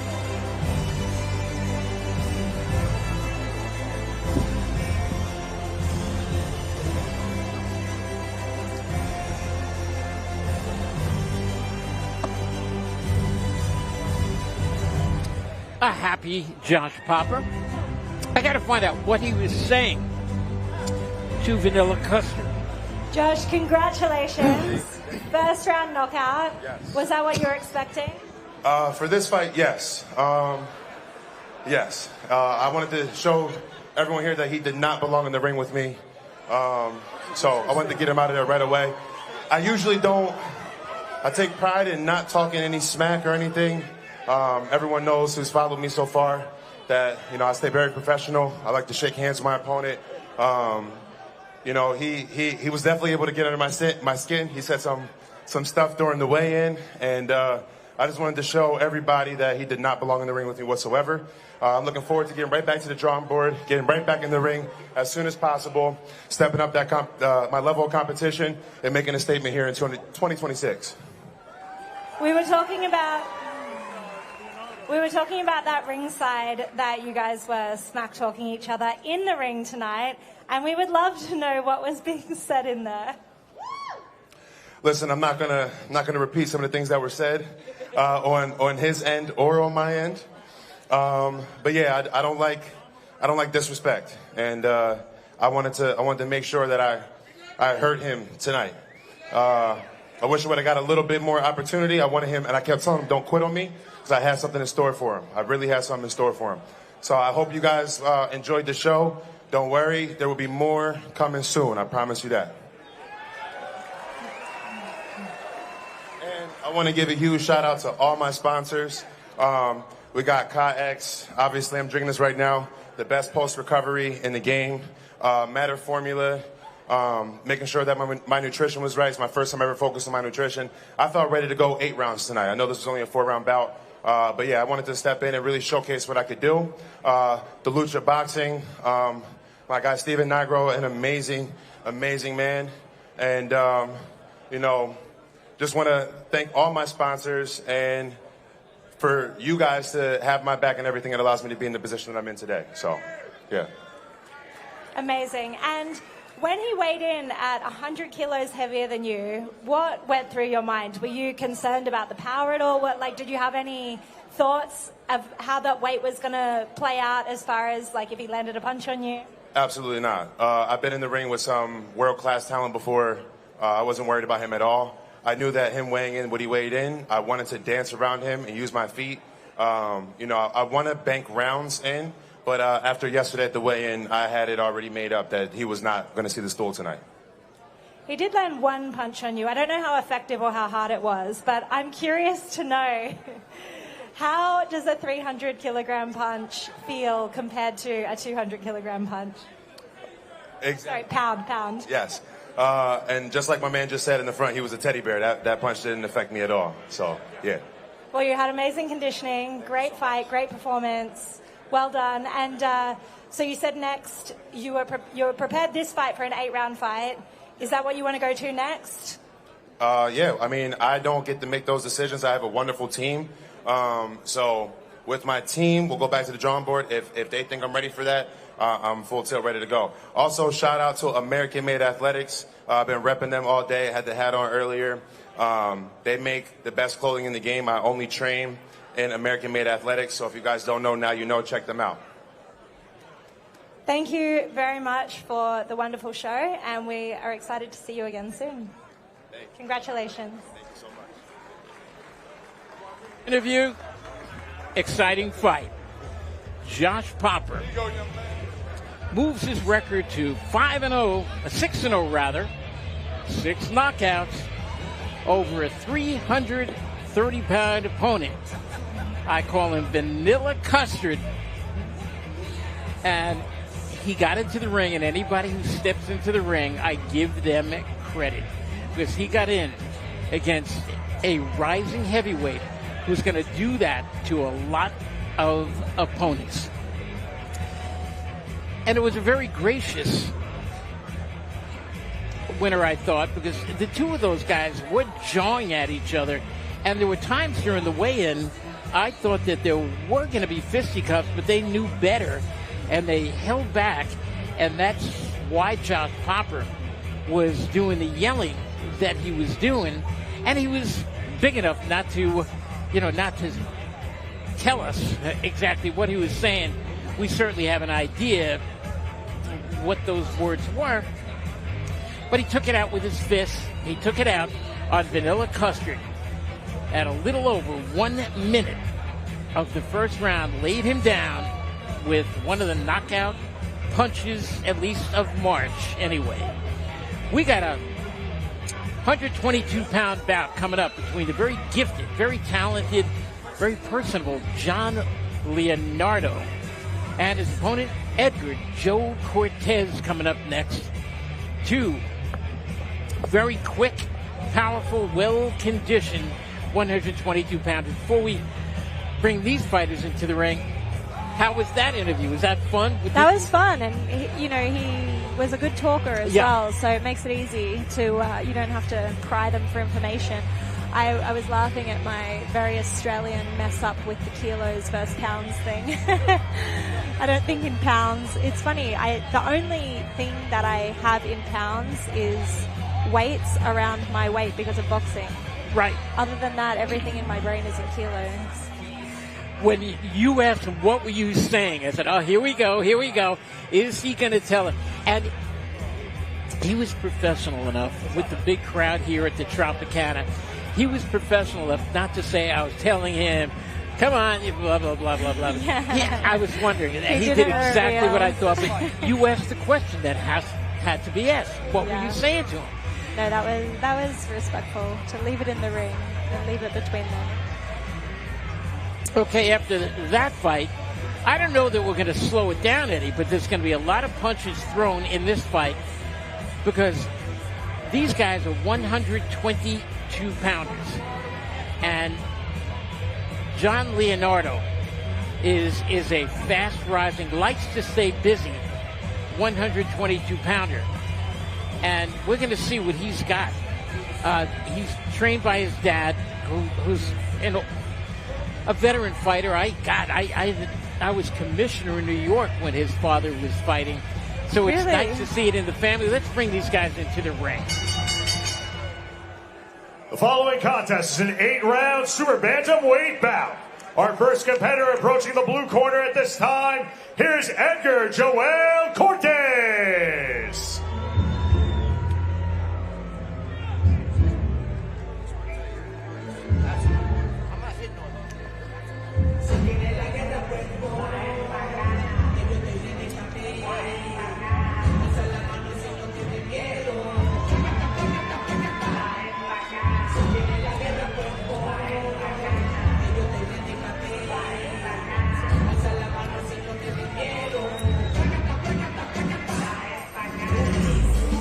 Edwin Cortes in the ring. Let's bring in his opponent, John Leonardo. His opponent making his way to the red corner, John Leonardo.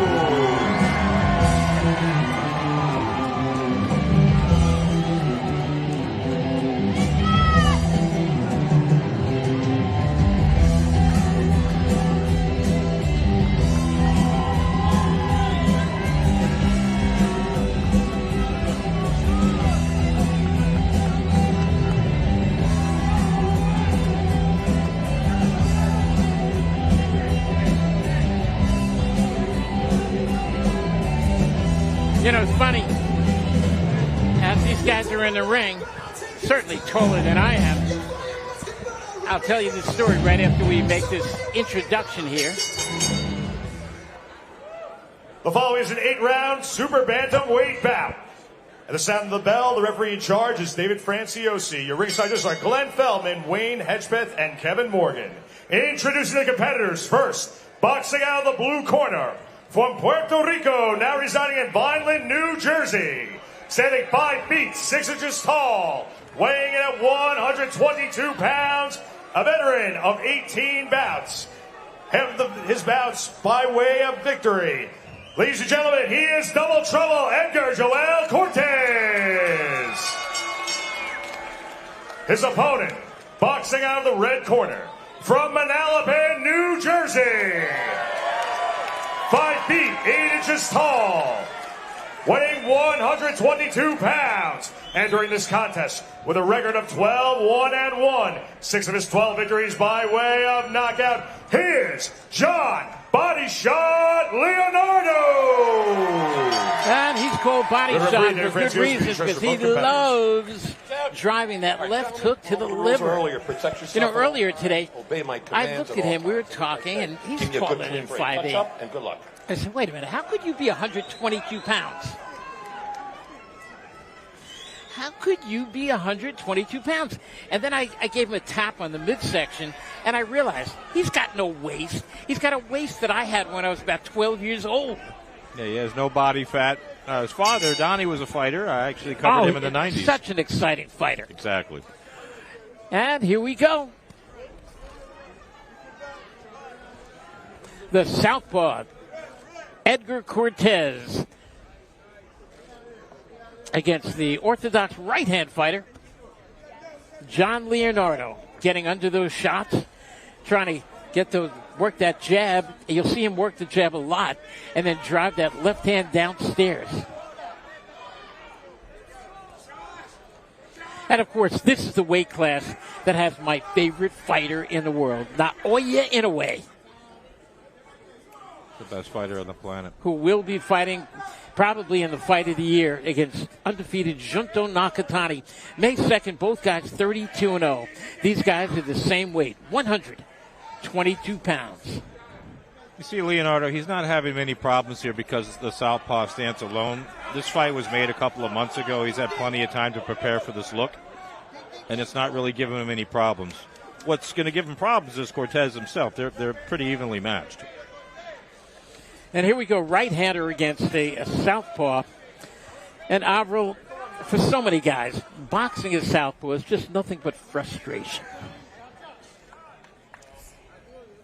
Yeah, it's, because most people are right-handed, you go through the most part of your career just boxing against right-handers, and it is something that you have to fight a little differently, and shots come from different directions that you wouldn't be used to if you haven't been sparring southpaws.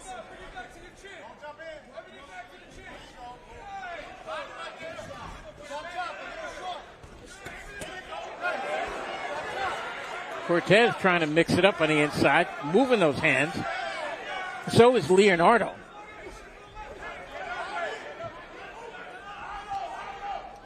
I have to say I love Cortes' shorts. They are very fun. You like them, huh?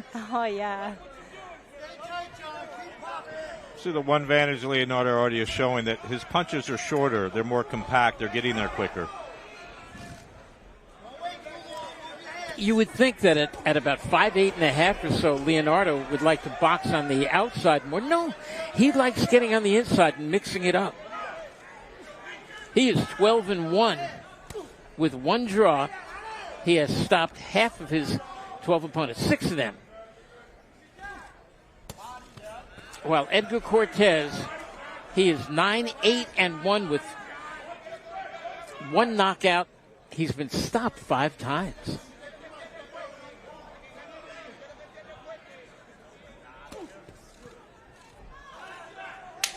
And I see why Leonardo is called the body shot.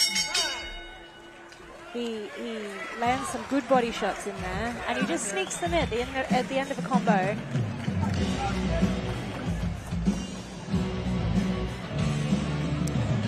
This one's scheduled for 6 rounds.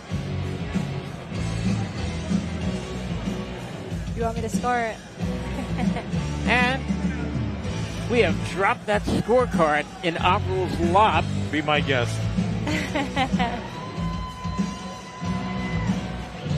Remember, here in New Jersey, as in just about every place in America, scoring is on a 10-point must system, which means the winner of the round gets 10 points or less. Now, you can't give 8 if you want, or 7, and I believe that you don't have to have a knockdown to have a 10-8 round. Because if a guy wins a one-sided round without knocking his opponent down, I make it a 10-8 round. It's just something I do, and a lot of guys don't. No, you got to have a knockdown. No, you don't. Who said? Yeah, I actually have seen that before, a 10-8 round where there was no knockdown. But like you said, it was an extremely dominating round.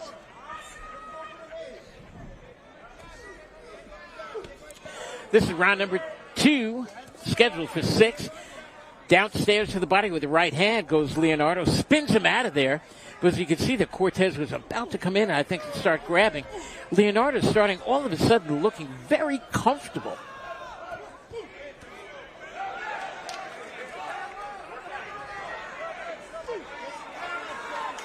Cortes trying to make a fight of it on the inside, but grabbing, holding it with one hand and punching with the other.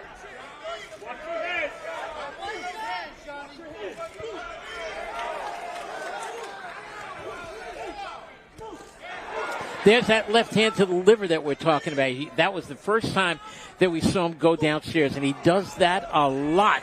Tried it again right there. And again up with the other side. He's living up to his nickname, Body Shot. You see Cortes, he's loading up on every single shot he throws. Yep. John's picking his spots, and he's throwing combinations, and he's not throwing hard punches with every shot of the combination, but he ends with a hard shot. Well, he comes back with a body shot, but he's really not known as a bomber. He's a pressure fighter, but not a real big puncher.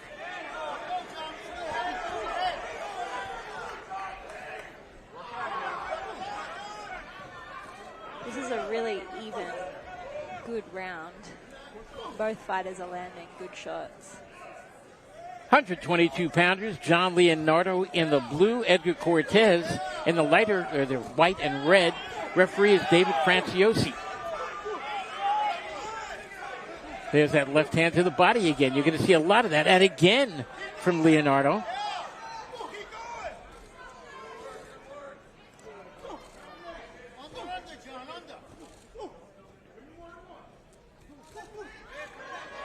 And you might hear right near us the father of John Leonardo saying, John, under, meaning in close. Throw some uppercuts. Cortes tries a combination, but gets met on more than his own terms. Leonardo moving his hands very nicely.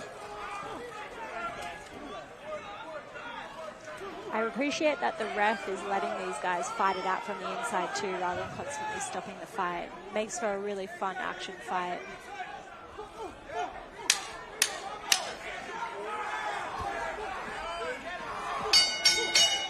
End of round number 2. And this one's starting to heat up. I don't know if I could pick that round again. Yeah, that was a close round. The difference for me, not in scoring the round, but in looking forward, is Leonardo's very relaxed. And I think Cortes spent a little more money than he did in that round because he loaded up on every shot, and that takes a lot more out of you. And I just like that last round, how relaxed John Leonardo looked. You pointed it out. First round, he looked a little bit tight. That round, I thought he was loosening up. He was trying to keep out of the exchanges and the grabs and just the clinching on the inside. And he's trying to move those hands, give himself a little bit of punching room.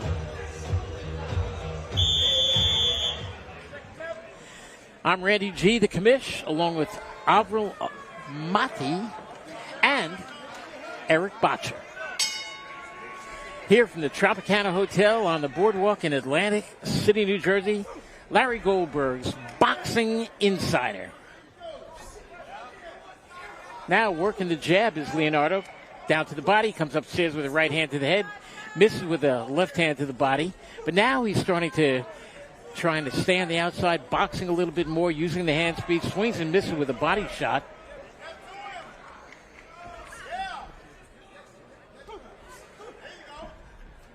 So now you're seeing a little bit more of the talent of John Leonardo, not just an inside fighter, but he can fight from the outside. Picks that shot off. I like him. I like what Leonardo's doing, moving around, fighting on the outside, inside, going upstairs, downstairs. He is. He's mixing it up. Yeah, he's not being a target. And like I said, he's very relaxed. And Cortes, a little slower this round because, like I said, he gave a lot. He spent a lot of energy last round. He's trying to sort of marshal his resources here. And I think Leonardo's the one that's going to be coming on in the later rounds. A few nice left hands there. Nice combinations. Leonardo moving those hands, really getting loose here in round number 3. It's like he wasn't even loose in round number 1. Now he's just letting those hands go.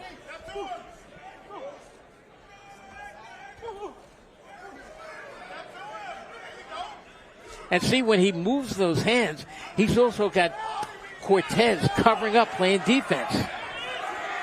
Like that.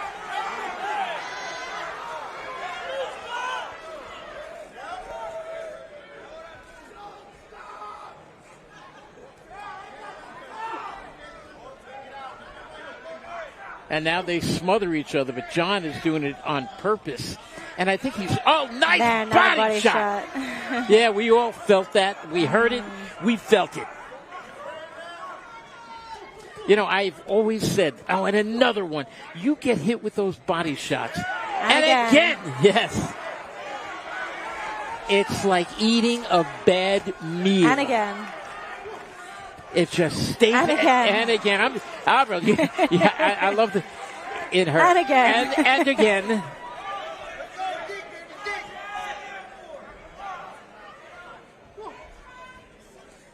And he keeps doing it because he knows he can get him in.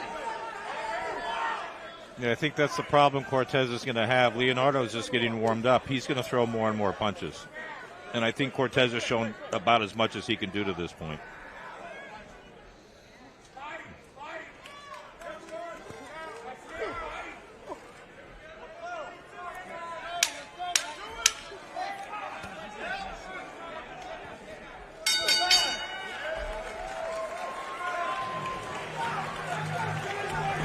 I think there was no question about who won that round. And if that was any bigger for John Leonardo, if he had just staggered him perhaps once, I would have given him a 10-8 round. That's how dominant he was. This wasn't a close round. You don't have to think about this. Yeah, it's starting to open up now, the difference between the two. See, but it's just something that I do. With when I'm watching a fight, it's a 10-round fight. There could be very close rounds, and I find a winner, and I make it 10-9. And if it's bigger, I will make it 10-8, and then I'll type in or write in wider round for so-and-so. And at the end of the fight, those wider rounds just lead to a bigger decision. Or maybe the other guy could turn it on with big rounds. And because I've noted that it was just a big round with punches for a certain guy, when I look back at my notes, I see what happened. Here we are, round number 4, scheduled for 6 rounds in the 122-pound super bantamweight or junior featherweight division. And you can see already starting this round the body language difference between the two. Yes. Good point. John Leonardo is definitely looking more comfortable and looking more in control. He's advancing on Cortes, and he's doing exactly what he wants to do, controlling everything. Eric Bottjer, I like what Avril just said about it. She used that phrase, body language, and it is speaking volumes right now. Yeah, one guy's completely comfortable, and he's got all the energy in the world, and that's why I'm saying that in the later rounds, and I believe this, Randy, is an 8-round fight. It's scheduled for 8 rounds, I believe. It is. It said 6, right? It's an 8-round. But you're going to see a lot more activity from Leonardo in the later rounds. I think the other guy's done what he can do. Yes. I see a body shot ending this for Leonardo. That was always my dream as a fighter, was to get a knockout with a body shot. It didn't happen. Only in sparring. When, on the other side of the coin, did you ever get hit with a body shot where you were like, oh? Oh, plenty. But you can't show it. I'm sorry to laugh at that, but I think anybody who's been in the ring, we've all been hit with those kind of shots. If you haven't felt it, you're not a boxer, sorry. And he did it. He did it again. And every time he does it, I want to hear. I like these angles he's taking as well. Yes. He just gets himself into such a good position to throw a really accurate, good location body shot. Yeah, and he can do it with either side. He's moving his upper body, and he keeps turning him, and he's just creating so many different spaces for him to land these punches.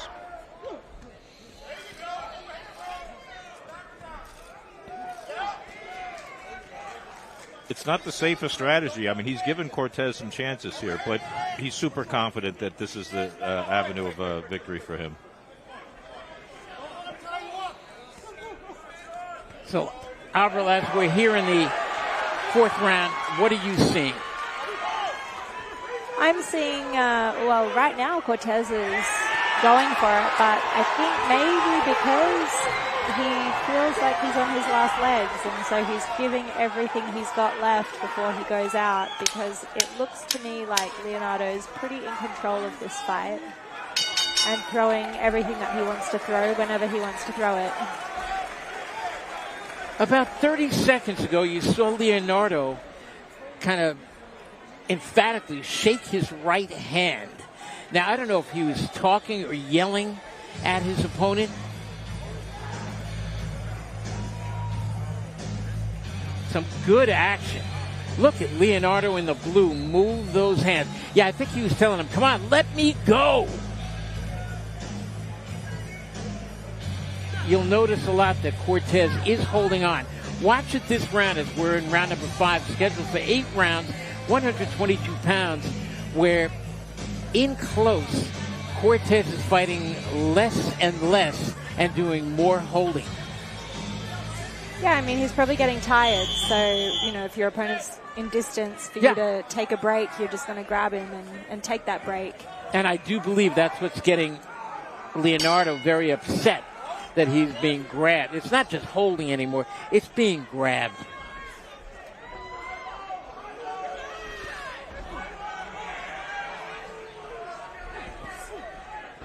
And right now, in round number 5, early in round number 5, Edgar Cortes is not fighting on the inside. He is moving, something he really hasn't done in this fight up to this point. Yeah, I think he's just trying to find some energy because, you know, he knows he's going to have to launch a final assault here, and he doesn't have it in him right now, but it's a smart move.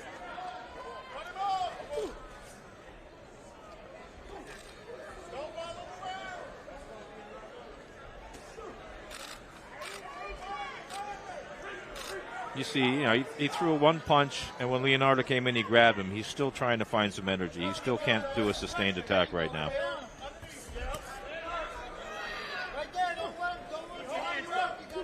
John Leonardo in the blue. His last fight was back in November. Actually, in November of 2024. He was off for 2025. And in that fight, he won on a 4th round retirement. His opponent quit on the stool, beaten up with body shots, didn't come out for round number 4.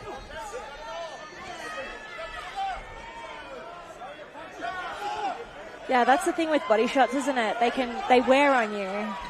In the moment, you might be all right, and then it's a few seconds later, you feel it, and that's when you go down. It's always a delayed knockout type of shot. And so, you know, if you have a lot of them landed on you, I can understand why a fighter would quit on the stool if you get to the end of that 1-minute rest and you just have nothing to give.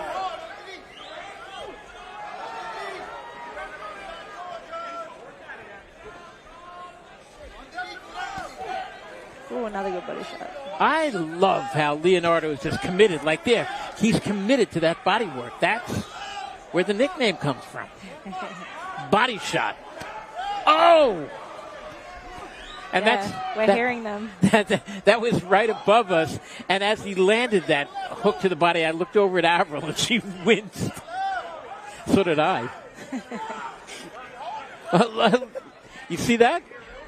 He turned Leonardo around and Leonardo punched behind his back. Yeah, over the head. I think Leonardo's a little bit frustrated with this guy, and Leonardo is starting to use his elbows and shoulders to shove this guy away from him.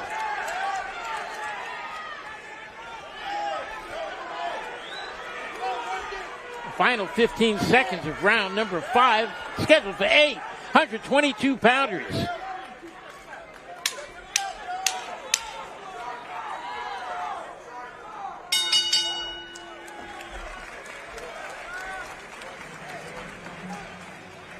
Well, there's no question in my mind that after 5 rounds, John Leonardo is comfortably well in the lead here.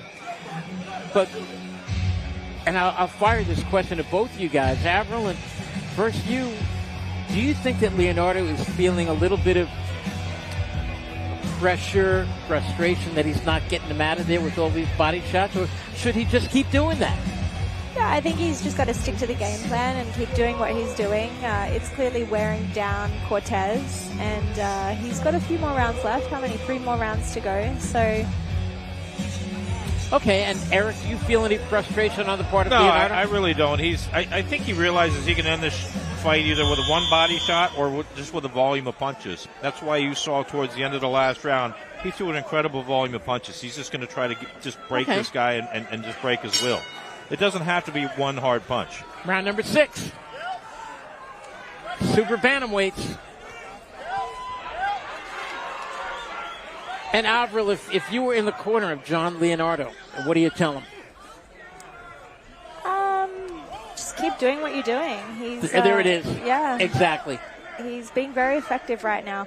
One thing I will say, I like what he's doing. I wanted to wait till he does it again so you can see what he's doing, but he almost uses Cortes like a bit of a punching bag where he just doesn't throw the super hard shots to his gloves up the top. And that forces Cortes to keep his hands there and be paying attention to those punches. And that's how he lands those big body shots down low, because he's having to defend the top shots, even though they're not that hard. So he's not expending a lot of energy up the top in order to do that. Oh, beautiful body shot from Leonardo. I am amazed that Cortes has taken so many body shots. And I mean, he's gotten hit with some flush shots. I mean, he's got some pretty good abs on him, both of them do, so I'm sure he's trained for this. You said the fight was made a long time ago, no? So he probably knew who he was up against and was doing extra abs in the gym. Yeah. Also, taking body punches is something that you either have or you haven't. You can do all the sit-ups in the world, but... You know, you got to remember, look at that again. And on Sirius XM Radio, I worked with Jerry Cooney, who was a vicious body puncher. Eric Bottjer, do you remember the Jerry Cooney fight against Ron Lyle? Yes. He knocked Ron Lyle. If you watch the video of it, he knocks Ron Lyle out of the ring, and you'll see a figure come up. He knocked him into my lap. John Leonardo in the blue, basically doing what he wants to do with his opponent, Edgar Cortes. Randy G with Avril Mathie and Eric Bottjer. Hey, guys, Avril, do you think this is going to make it to the final bell? We still have a few rounds to go. You think it'll go to the final bell? It could do. Cortes is showing us that he's a really tough guy, and he's, able to take the punishment. And he's still coming back with punches himself, and he's still, fighting and showing up. He's not sort of, just giving up and just trying to defend and doing nothing else. He's still throwing them. So. Okay. And Eric, do you think it's going to make it to the final bell? I think it's, this is a cop-out. It's 50-50. I think Avril's right, because Cortes, he's trying to buy time, but he's trying to buy time not just to last the distance. He's still trying to find the key to unlock here. He really is trying to see if there's an opportunity for him to turn this fight around. So he's not just trying to last the distance, and that makes him more vulnerable. Here we are, round number 6, final 10 seconds. I don't think we're going to hear a final bell. I think it's going to be one big left hand. I think that was Cortes' best round since the first 2 rounds. He's making his home run now, I think. It may have been, but I still don't think he won it. You know. Yeah, I don't think I would give him the round, but I think that he's picking it up and he's getting ready to make his home run.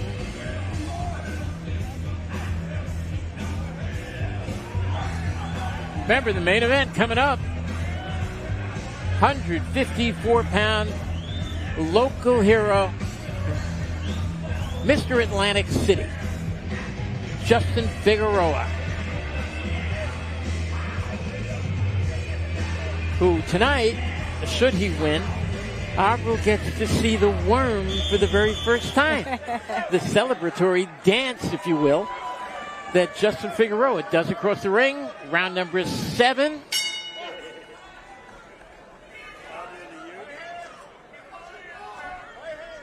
Between John Leonardo in the blue trunks and whatever orange and whatever colored trunks. Multicolored. The Baskin Robbins trunks. It's got 31 flavors on there. What's the thing that Jesus wore? The Technicolor Dream Coat? Excellent Which card. Jesus are you talking? Excellent card tonight. Jesus Christ in the Bible. Don't you remember that story from primary school? That was all in black and white. Oh. Interesting. Excellent card put on by Larry Goldberg's Boxing Insider tonight. We saw Josh Popper with a first-round knockout over Vanilla Custard. And we're here in the 7th round of this 8-rounder in an action-packed 122-pound bout where John Leonardo is doing all he can to give a leather shampoo to his opponent, who just keeps hanging in there.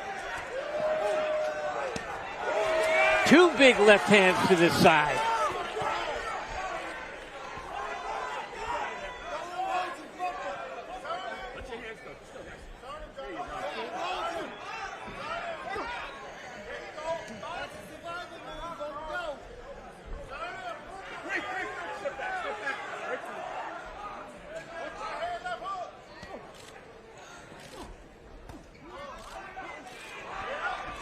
One I love after these the other. angles from Leonardo. Yeah, Leonardo realizes that Cortes, at least in this round, he is just trying to survive this particular round, just to make it to the last round, to maybe throw a couple of haymakers. So he's taking advantage of it. There's not a lot coming back at him right now.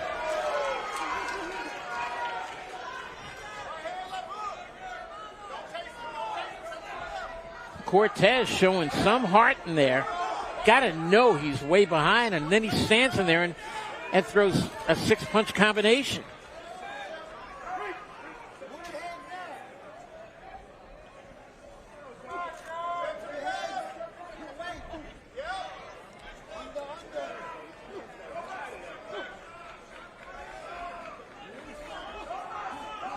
Working in close are the two again. Another left hand to the side. Another one. No, Avril, that's your job. Every time those left hands, I want to hear you. Another one. There's a left hand by Cortes, but then he eats some more shots. Much better round for Cortes, actually.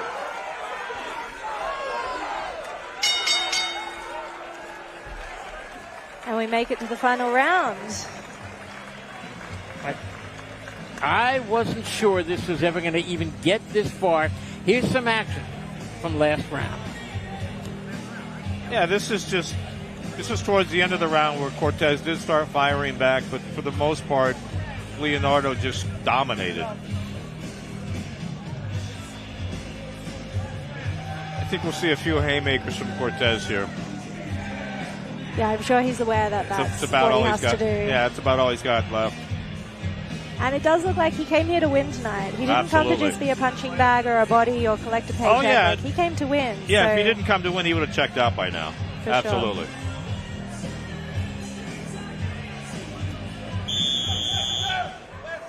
Excellent job by Referee David Franciosi calls Leonardo out to the center of the ring, calls Cortes out. Let's touch gloves, gentlemen. You don't have to touch gloves. If you don't want, they do. And here we go. 8th and final round underway.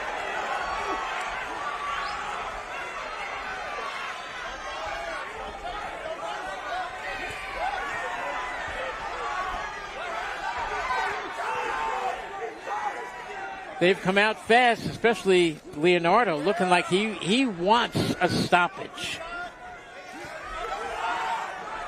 This is called a paint job. He's just touching them all over the place. Arms, body, elbows, biceps, head. And we thought it was going to be Cortes who was going to come out bombs firing. No. And this is one of those, sometimes when I'm sitting at home watching, and I know that a guy is throwing a lot of punches, I become my own CompuBox, and I start counting punches. Right from the opening bell, I'm going to count. And my wife will hear me, she knows I'm watching the television, and she hears me going, 16, 17, 18, 19, 20, 21, 20. What are you doing? I'm counting punches. It's also a sanity test.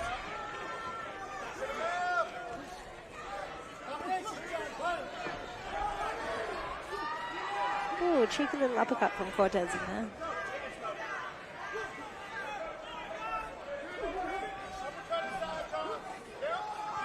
I have to say, I'm really enjoying this ref, not separating them constantly, just letting them fight on the inside all the time. Yeah, that's a great point. This referee's letting the fighters determine who the better fighter is. It's not interfering. About 75 seconds remain. 8th and final round, 122-pound bout. John Leonardo in the blue. Edgar Cortes in the other trunk. And both very tough guys. They're both landing bombs on each other right now, and, you know, neither one's even flinching. Oh, that was wow. one. And again! 3 solid body shots right there. Oh, and Leonardo Cortes going back too. He is trying for the KO.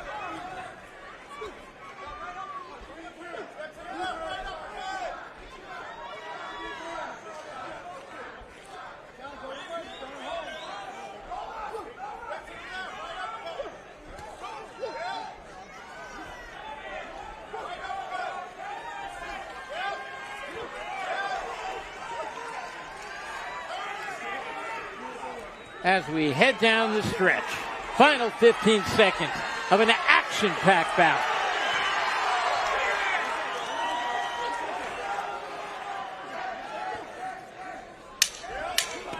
Final 10. David Franciosi almost eats his shot. I love that hug at the end when they know that they've given each other a really good fight. So I don't think there's any question about this. It's just that how many rounds did John Leonardo win? I had him winning 7 of the rounds.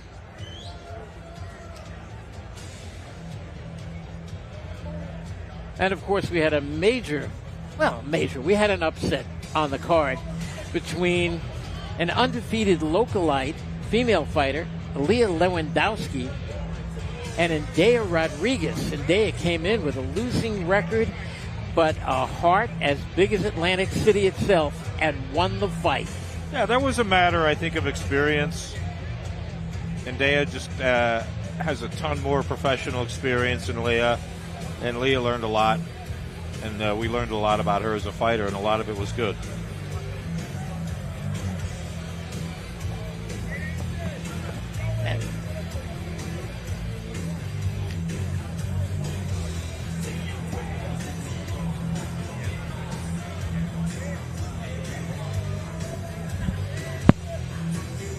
And we're going to make this official in just a moment.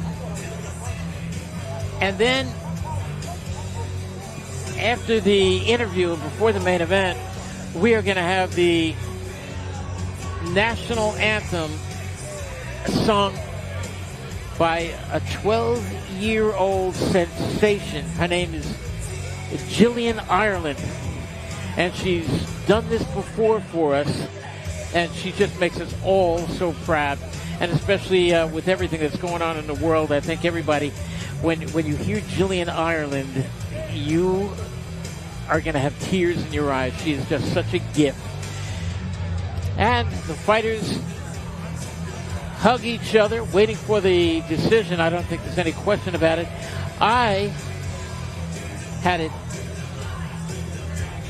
let me see, 79,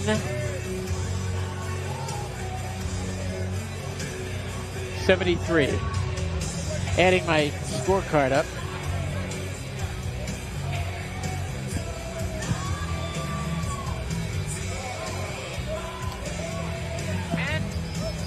Marvelous Matt Competello has the scorecard, and we are going to make it official.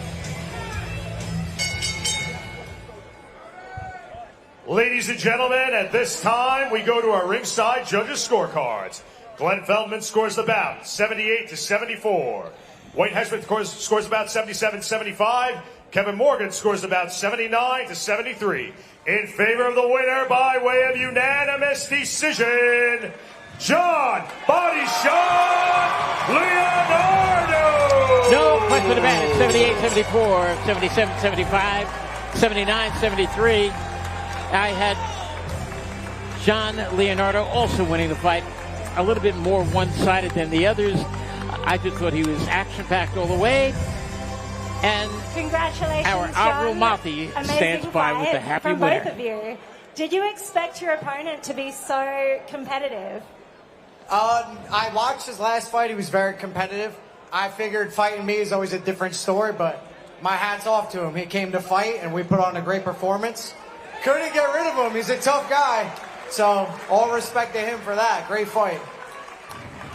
I have to say, you did live up to your name of body shot. And you landed some incredible body shots throughout the entirety of that fight, but none of them were taking him down.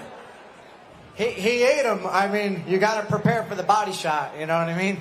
So how else you going to fight me? Yeah, he definitely heard your name and that you were coming and was well prepared. What was your game plan going into this? Because we saw, I think it was maybe the third round, you did start to move out to fight a little bit long on the outside, but then you fought most of the fight on the inside. Yeah, well, I'm an inside fighter. He's typically an outside fighter for what I've seen. It looks like he changed up his game plan and he came to stand toe-to-toe with me. When he started to change his plan up to start moving, I went back to my original plan, walk him down, you know? And you did a great job, had a lot of success with that. What's next for you? Hopefully I'll be back here in June with Boxing Insider. And what kind of opponent would you like to fight next? Like what type of skills do you want to face? Do you want to be challenged by? Whoever they got here to bring a show where we put on a good fight. That's it. We want a toe-to-toe fight. These people want to see a fight, you know? They came here to see a fight, and I'm going to give it to them. They did, and you did just that tonight, so well done. And go enjoy the win.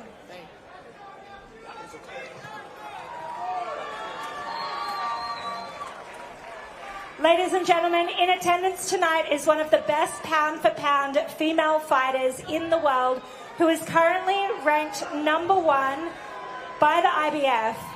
She's a former 3-time world champion and will be competing for another world title soon enough.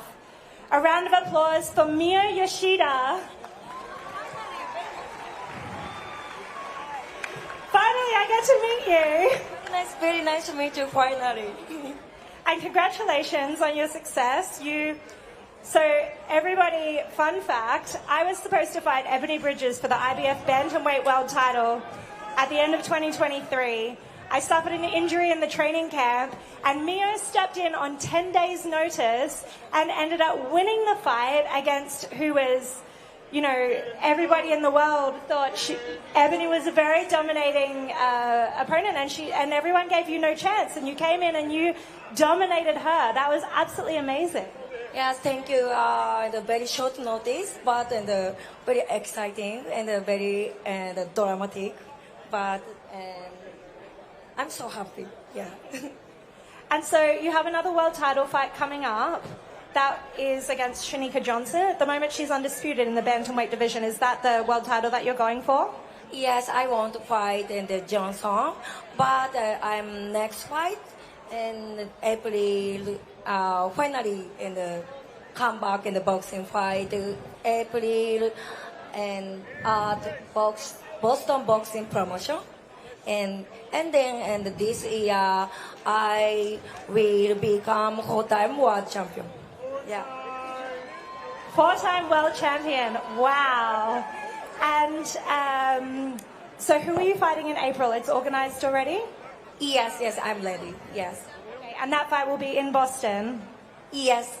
And Boston promotion. Yes. Boston boxing promotion. Let's please support my mom.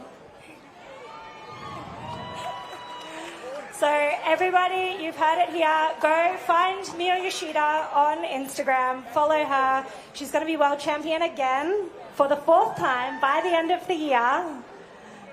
Good luck in April and good luck for the rest of the year. Thank you so much. Thank you very much. That was tough. That was a very tough interview for Avril Mathie there.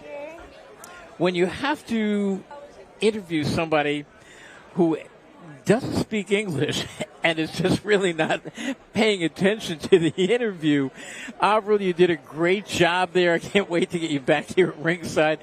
And I know what it's like when you do something like that. You're going to get back here and go, oh, what are they doing to me tonight with this interview? Gentlemen, very special thanks to AC Breaks for the best sports card breaking nightly on TikTok. Darcy Johnson Day, the injury attorneys you want in your corner. And to Medical Aesthetic Center, total body and face rejuvenation, cutting edge without a cut, and Gabrielle Levitt, the winner of our Medical Aesthetic Center gift basket raffle this evening. Very special thanks to those sponsors, ladies and gentlemen. Coming up before the main event. Before we continue to our main event of the evening, is going to be singing the please welcome anthem. To the ring at this Listen time. to this. 12-year-old vocal sensation Jillian Ireland for the singing of our national anthem. Jillian is 12 years old. She's in 7th grade in the Southampton Township school system. Everybody please 12 rise. Gentlemen, years remove your old. caps. When you hear her voice, and certainly with what's going on now in the world, everybody's, I'm on my feet. You're going to love her voice. Oh, say, can you see by the dawn's early light what so proudly we held at the twilight's last gleaming, whose broad stripes and bright stars through the perilous fight o'er the ramparts we watched, where so gallantly streaming and the rockets ran galore, the bombs bursting in air and gave proof through the night, and that our flag was still there. Oh, say does that star-spangled banner yet wave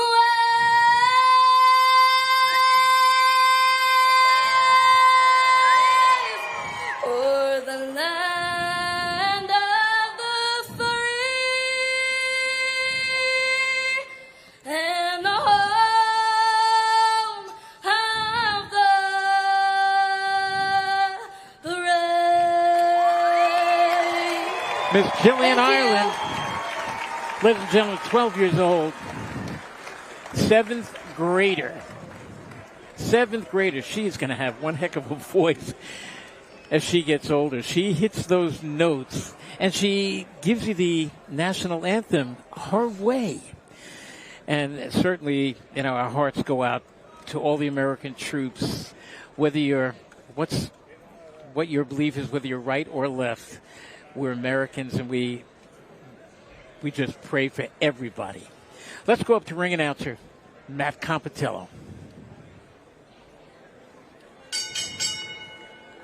Ladies and gentlemen, the following super middleweight contest taking place inside of 8 rounds is our main event of the evening.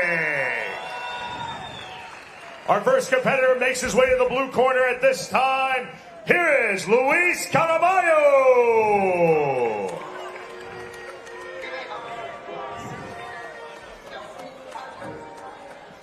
Me estaba ganando el tiempo y no miré el reloj.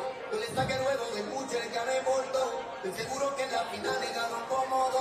Mi equipo ya está bien montado, el dirigente dio. Yo no nací para ser un loser. Vivo en la mía nada más. Llevo una vida cargando con 20. And as Luis Caraballo makes his way to the ring, Avril, Mathie, I guess we all get that you're going to have that one interview that stays with you. That was such a difficult interview, and you did a great job with it. Which one? What you just did, because... Oh, with Mio? It was tough because she really wasn't understanding you. Yeah, it's difficult when there's a bit of a language barrier, and she doesn't speak such good English. No. So I was trying to, I know a lot of her story, obviously, because of the reason we're connected to each other. So I was trying to fill in the gaps a little for her. And his opponent, making his way to the red corner, Justin Figueroa.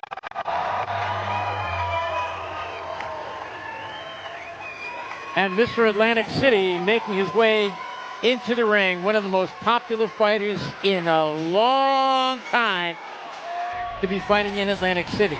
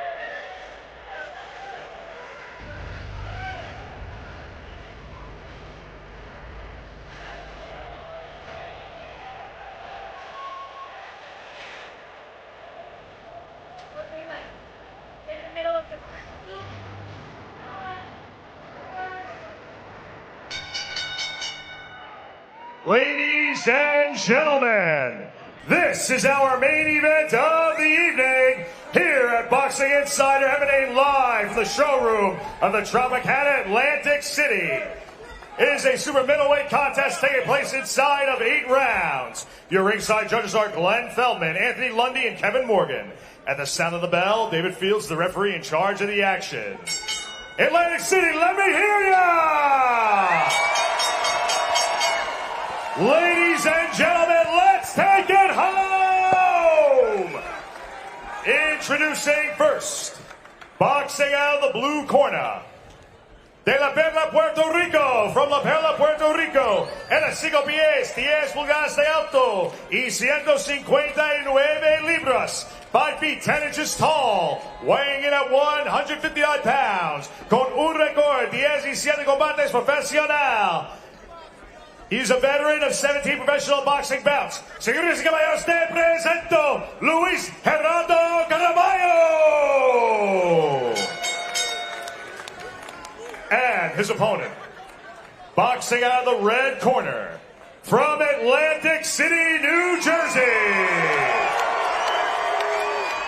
He stands 5 feet 10 inches tall, weighing in at 159 pounds. Entering this contest with a record of 14-0. 11 of his 14 victories by way of knockout. He is Mr. Atlantic City, Justin-Todd Figueroa. We got referee David Fields, and he starts for both competitors. Hey, gentlemen, I'm scheduled to box 8 rounds. I'm going over the rules in the Veteran dressing room. referee I expect you to obey my commands at all David times. Fields, Most of all, one of the protect best yourself at all times. referees Tough out gloves there, below. is in control of this one, the third man in the ring. 154 pounds, which is called junior middleweight, super welterweight, whatever you might want to call it. 27-year-old Justin Figueroa against 32-year-old Luis Caraballo. And Caraballo comes in at 8-1 with 5 knockouts. Power puncher against the 14-0, 11 knockouts. The taller, swifter, fast-handed, excellent boxer, Mr. Atlantic City, Justin Figueroa. Very popular, as you heard the crowd here tonight. I'm Randy G, along with Avril Mathie joining me at ringside tonight here at the Tropicana Hotel in Atlantic City Casino. Larry Goldberg's Boxing Insider has given you one heck of a show tonight, and we thank you all for watching. And this main event, scheduled for 8 rounds.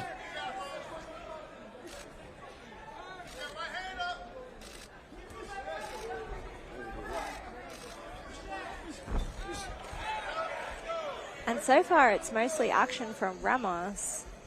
Figueroa starting slow. I think he's just feeling out his opponent in this first round, but Ramos has been aggressive, and he actually landed a few shots already. He's come out. He's got the power. Now, Justin Figueroa, who's against the ropes right now, slides away. Justin Figueroa in the white shoes. He's being very careful because he's heard about the power of... Some people call him Luis Ramos. Others bill him as Luis Caraballo. His name is Luis Ramos Caraballo. And sometimes we don't know whether to call him Luis Ramos or Luis Caraballo. So, Luis. All right, let's go with Luis.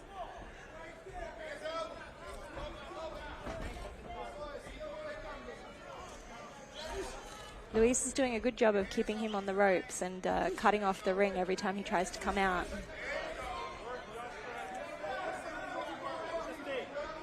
And Figueroa, he loves to measure a guy, check out the distance between them. He's got very quick hands. He's got a tremendous right lead, an excellent world-class left jab. And that's how he's won his 14 fights. He figures you out, then he goes to work. Right now, I think he's still in the figuring out stage. Mm-hmm. And sometimes it takes a couple of rounds. Ooh, good body shot from Figueroa. And remember, especially Luis has some power. In his 8 victories, he's got 5 knockouts. And in his 8 losses, he's been stopped 5 times. So it's basically he takes no prisoners.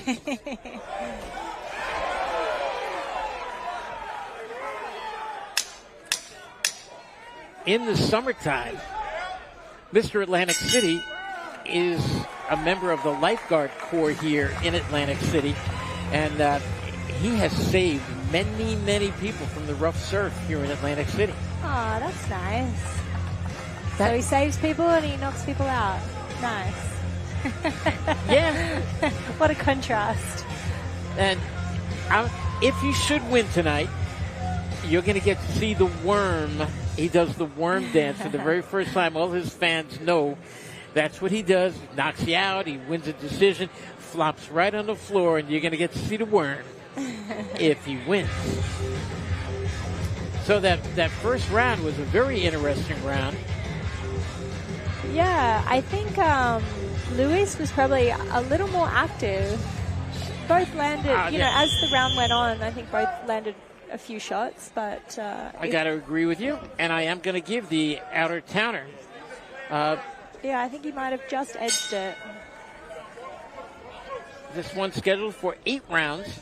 And remember, we are not talking about Justin Figueroa as being a top 10 contender fighting for the championship next. And he's managed by one of the very best in the game, Jolene Mizone, who used to serve as a matchmaker for main events. She knows this game inside and out, and she knows how to develop a fighter. And she's doing a great job with Beautiful Justin Figueroa. By Figueroa. Mm-hmm. He got in, he landed his shots, and then he got just out of distance. While Figueroa is still figuring out, Figueroa in the white shoes, while he's still figuring out his opponent, you're going to probably see him stay on the outside, use his jab a lot, like that. Whether he lands it or not, a good, swift, hard jab always keeps a fighter on the outside. Makes you think. And then when he gets his range, then you'll see him go to work, and he's got two very fast hands. He does have good speed. Headlock. In comes the veteran ref, David Fields, one of the best in the game.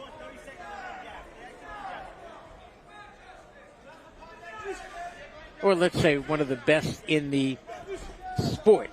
Boxing is not a game. You don't play boxing. This is true. Tremendous card here tonight from Boxing Insider from the Tropicana Hotel Casino on the boardwalk in Atlantic City. Very unfortunately for Avril Mathie, who's been in the United States from Australia for about 10, 11 years, making her first trip here. Got to see a rainy day in Atlantic City. It's all right. We've got some good fights tonight to entertain me instead.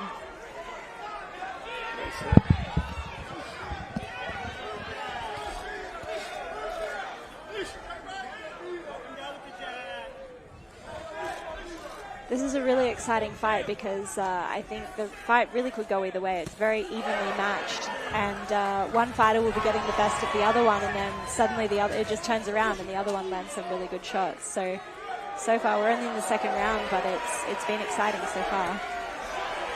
And Peter Zimbark joins us again on headset. Joining here at the tail end of round two, and just to echo your sentiments, Avril, Luis Caraballo, very competitive in this fight, and I think all the more impressive considering he hit the fight merely a few days ago, literally less than a week ago. He was not preparing for this fight, and on short notice has stepped in and is giving a really solid account of himself so far. Randy, I see you gave him the opening round. It also makes it tough for Figueroa because I'm sure he was preparing for a different opponent, probably with a completely different style, and now he is essentially with a complete wild card. Absolutely. And by the way, take a look at that wide shot on the screen right here. I think the Tropicana here, we'll go back to it in a moment as we take a look at some of the action of round two, but I love the way this venue sets up for live boxing. The bleachers on the stage, it's amongst the best seats in the house. Yeah, there's not a bad seat in here. It's like you're sitting at a high school basketball game, but you're watching professional boxing in a beautiful theater. It's unique. Yeah, and it's right there. Like, they're so close. This is not like some of the theaters and a lot of the hotel casinos have tremendous ballrooms. This one, as you point out, Peter, is one of the very best. And, as you see it, they just go, every seat there that you're looking at is a great seat, and every seat on the other side of the ring is also basically like that. And here we go, round number three, scheduled for 8 rounds, 154 pounders. In the white shoes is Mr. Atlantic City, Justin Figueroa, who seems to be just starting to warm up now. Those first 2 rounds were warm-up rounds, and I think you're going to see him move his hands, though, against the very competitive Luis Caraballo Ramos. And for a guy that took the fight on just a few days' notice, Luis is fighting with quite a bit of confidence. He is. He's obviously been in training camp and staying ready, which is the key at this level because, opportunities can come up at any moment. So he's doing the right thing, staying ready to fight, and he's got an opportunity and he's taking advantage. I'm going to ask both of you this question. You could disagree with each other, agree, whatever. But, Avril, do you think when a guy takes it on last-second notice, you come in, you got nothing to lose?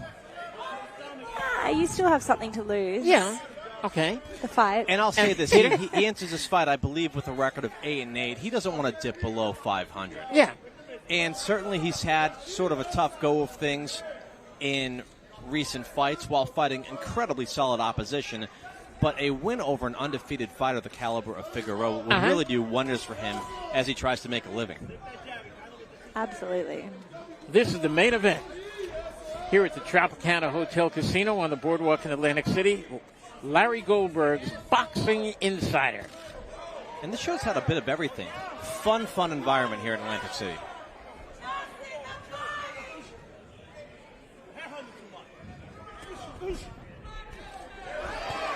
Nice work by Figueroa upstairs, then downstairs. Some nice body work. I must comment that when Figueroa lands a punch, he's often snapping the head back of Luis Caraballo, and it does look much nastier. And as Randy mentioned, he was doing some vicious work to the body as well.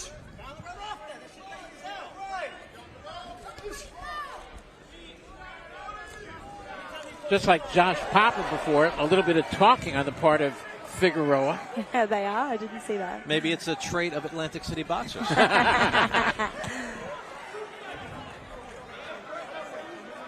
See, I'm not a fan of that for a multitude of reasons, but one reason that I'm not a fan of it is you have to move your mouth in order to talk. And if someone throws a punch while you're doing that, your mouthpiece could easily be dislodged. I have seen that so many times. And we saw that in the heavyweight fight earlier. That's exactly what happened. He got him talking, and as soon as he opened his mouth, he popped him in it, and the mouth guard flew. Maybe it was strategic. Papa wanted to entice some conversation to dislodge the mouthpiece. Brilliant. Look at Figueroa getting aggressive. And I got to say, Caraballo went for the clinch, and it almost looked like a takedown. I don't know if they're both hurt. They're both hurt. What a freak! What even happened there? It appeared to me that Caraballo clinched, and I couldn't tell if Figueroa slipped and fell backward with him on top of him, or if he tackled him, which wouldn't make sense. But you can see that there are some officials tending to Caraballo in the ring, and both guys went down pretty hard. Look at his legs. He's in pain. I don't know what happened, but they did fall into a clinch, and then all of a sudden they toppled. And you always hate to see that, because when the guys are falling on top of each other, obviously, the arms meet, the elbows come in, and getting hit with an elbow is like getting hit with a ball-peen hammer. I bet you it was an elbow. I don't know where he was caught. Why is he in pain? And what is going on? How are they going to rule this? Last night was Friday Night SmackDown on television. The way they hit the canvas, that sounded like a wrestler falling to the mat. But they also had power. They're supposed to do that. Oh, wow. It looks like the fight's over. And that was in round 3, am I correct? Wow. So they can't go to the scorecards because in Atlantic City, I think half the distance has to be complete. Here, half the distance has not been complete. So this is going to have to probably be just ruled either an NC, a no contest, or an ND, no decision. And while we haven't seen the replay, I don't think you could say that anyone did anything intentionally disqualifying either. I think it was just a very unique circumstance as they're bringing. And I'm sure. I'd love to see a replay of. Yeah, we're going to see it. Our Boxing Insider cameras miss nothing, but we're just watching here because apparently Luis Caraballo Ramos is down. He's kicking his legs. He is in obvious pain. Let's take a look. Avril, what do you see here? So there's the clinch, and he almost like DDT'd him. But wasn't intentional. It looked like he was falling, and he took him down as he fell. It looked like Figueroa was falling and took him down and took. No, it looks like watch again. Caraballo was falling onto him. Caraballo was coming in. He wasn't just clinching. He was holding on full blast onto the body. If we do see it again, he was initiating that whole. He drove his body apparently right into Figueroa, and they went down. I didn't see. Oh wow, he's living in a stretcher. what in the... They're putting a neck brace I mean, on him. I don't know. Yeah. And which tells me it wasn't an elbow which caught him and maybe caused a cut or whatever. You're wondering when he went down, did he wrench his neck? They usually will get a stretcher when a guy has injured his neck. Well, I didn't say it facetiously. That looked like the wrestling move, the old Jake the Snake DDT. His arm was over the neck.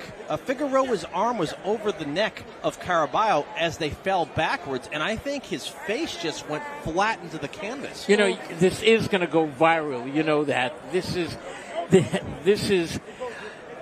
watch again. Wow. We need it in slow motion.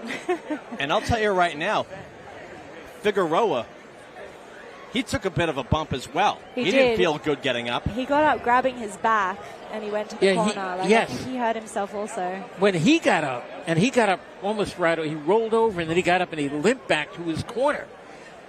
So I don't know if we're going to be able to, I don't see us getting any word with Caraballo or Ramos, but you might be able to get Mr. Atlantic City on the mic. So Avril Mathie is leaving our ringside position, and this has been a very strange ending here in round number 3 of this junior middleweight bout. Can I quote Larry Merchant, Randy? Go ahead. Boxing is theater of the unexpected. Who foresaw something like that happening tonight? When Larry Merchant, the Hall of Famer Larry Merchant, when I first heard him say that, a few weeks later I saw him and I said, that was one of the best lines I've ever heard. And we use that all the time. Completely it apropos truly of what is. we just saw. Truly is the theater of the unexpected. And the fight was proceeding. I had it 1 round apiece. I gave the first round to Caraballo Ramos, and I gave round number 2 to Justin Figueroa. And here it was. They were mixing it up in round number 3. They fall into a clinch, and it was Caraballo Ramos who initiated that clinch, and it was with both hands around the body. It wasn't like he grabbed the arms or anything. It looked like he almost tackled him, drove his body right into Justin Figueroa, and they didn't just ease their way to the canvas. They crashed onto the canvas. It was a vicious sound as they crashed to the canvas. And I've seen hundreds of guys fall down. Let's take a look again. Bang! I mean, that is it. I'm surprised. I am surprised that if I had a guess and you stopped it right there, I'd say it was Justin Figueroa who got the worst of it, but he didn't. Justin Figueroa initially looked to get the worst of it. However, it's the neck brace going on to Caraballo Ramos. So, everybody on their feet here in the showroom at the Tropicana, everybody concerned, the EMTs are in the ring, and he's been placed on a stretcher. And I don't think we could see it from that vantage point, but the crowd was responding to him giving a thumbs up. Did he give us a thumbs up? He did, up? and that was what the crowd was responding to. You heard somebody behind me yell TKO. Well, that is not going to be the case because you can't go to the scorecards here. 4 rounds are not complete. If this happened, let's say, in the 5th round, then they could go to the scorecards. And Figueroa has left the ring, and it appears is going back to the dressing room, and we're going to have an announcement of the verdict without any competitors in the ring. Ladies and gentlemen, the 3rd round, due to an accidental foul resulting in injury, this bout is ruled a no decision. Yeah, as we said, an ND, no decision, NC, no contest. I don't know why anybody is booing because you saw both guys go to the canvas. You saw both guys hurt. You saw one guy carried out of the ring. It's unsatisfying for the fans. There's no closure, but I don't think there's any way to argue against it. And I think that this sets up a natural rematch between the two because we have unfinished business quite literally. It was not finished. And it was looking like a great fight, especially for one that was on last-minute notice. Imagine if Lewis got to have a full training camp. It could be a really exciting fight. Maybe you're forecasting something, manifesting something for June on Boxing Insider. To me, there was nothing controversial about this that anybody should boo about. I've seen endings that have been very weird, whatever, and they go to the scorecards and maybe the wrong guy wins or whatever. This was a fact that it was in the 3rd round. and it was proceeding as a real good fight. And it was a main event that was halted in its track because of reasons that no one could have possibly foreseen. And I think the crowd just was upset about that. But things happen, which will set up a natural rematch if both guys want it. And that's exactly, you feel it should be a rematch, so do I. Avril, what about you? You'd like to see a rematch? Yeah, I would love to see a rematch, especially like the fight was looking like it was going to turn out to be a really good, fun, exciting fight and competitive. And yeah, I'd love to see that rematch. And it was a great night of boxing otherwise. You see Jacob Riley Solis in the opening bout of the evening, won a unanimous decision. I was grateful enough to join you guys for the broadcast of that particular fight towards the end. Peter, it's been great. Julio Sanchez the third with a big knockout this evening. Really gave the hometown fans something to be excited about.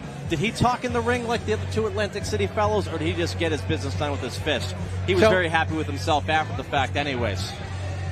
Yeah, he was really happy with that win. He didn't necessarily expect the first round knockout, but he was super stoked with it. And an exciting fight here. What an upset. This young lady, Indeya Rodriguez, came into the backyard of the undefeated Lia Lewandowski and won a decision. Has to be the most happiest person in Atlantic City tonight.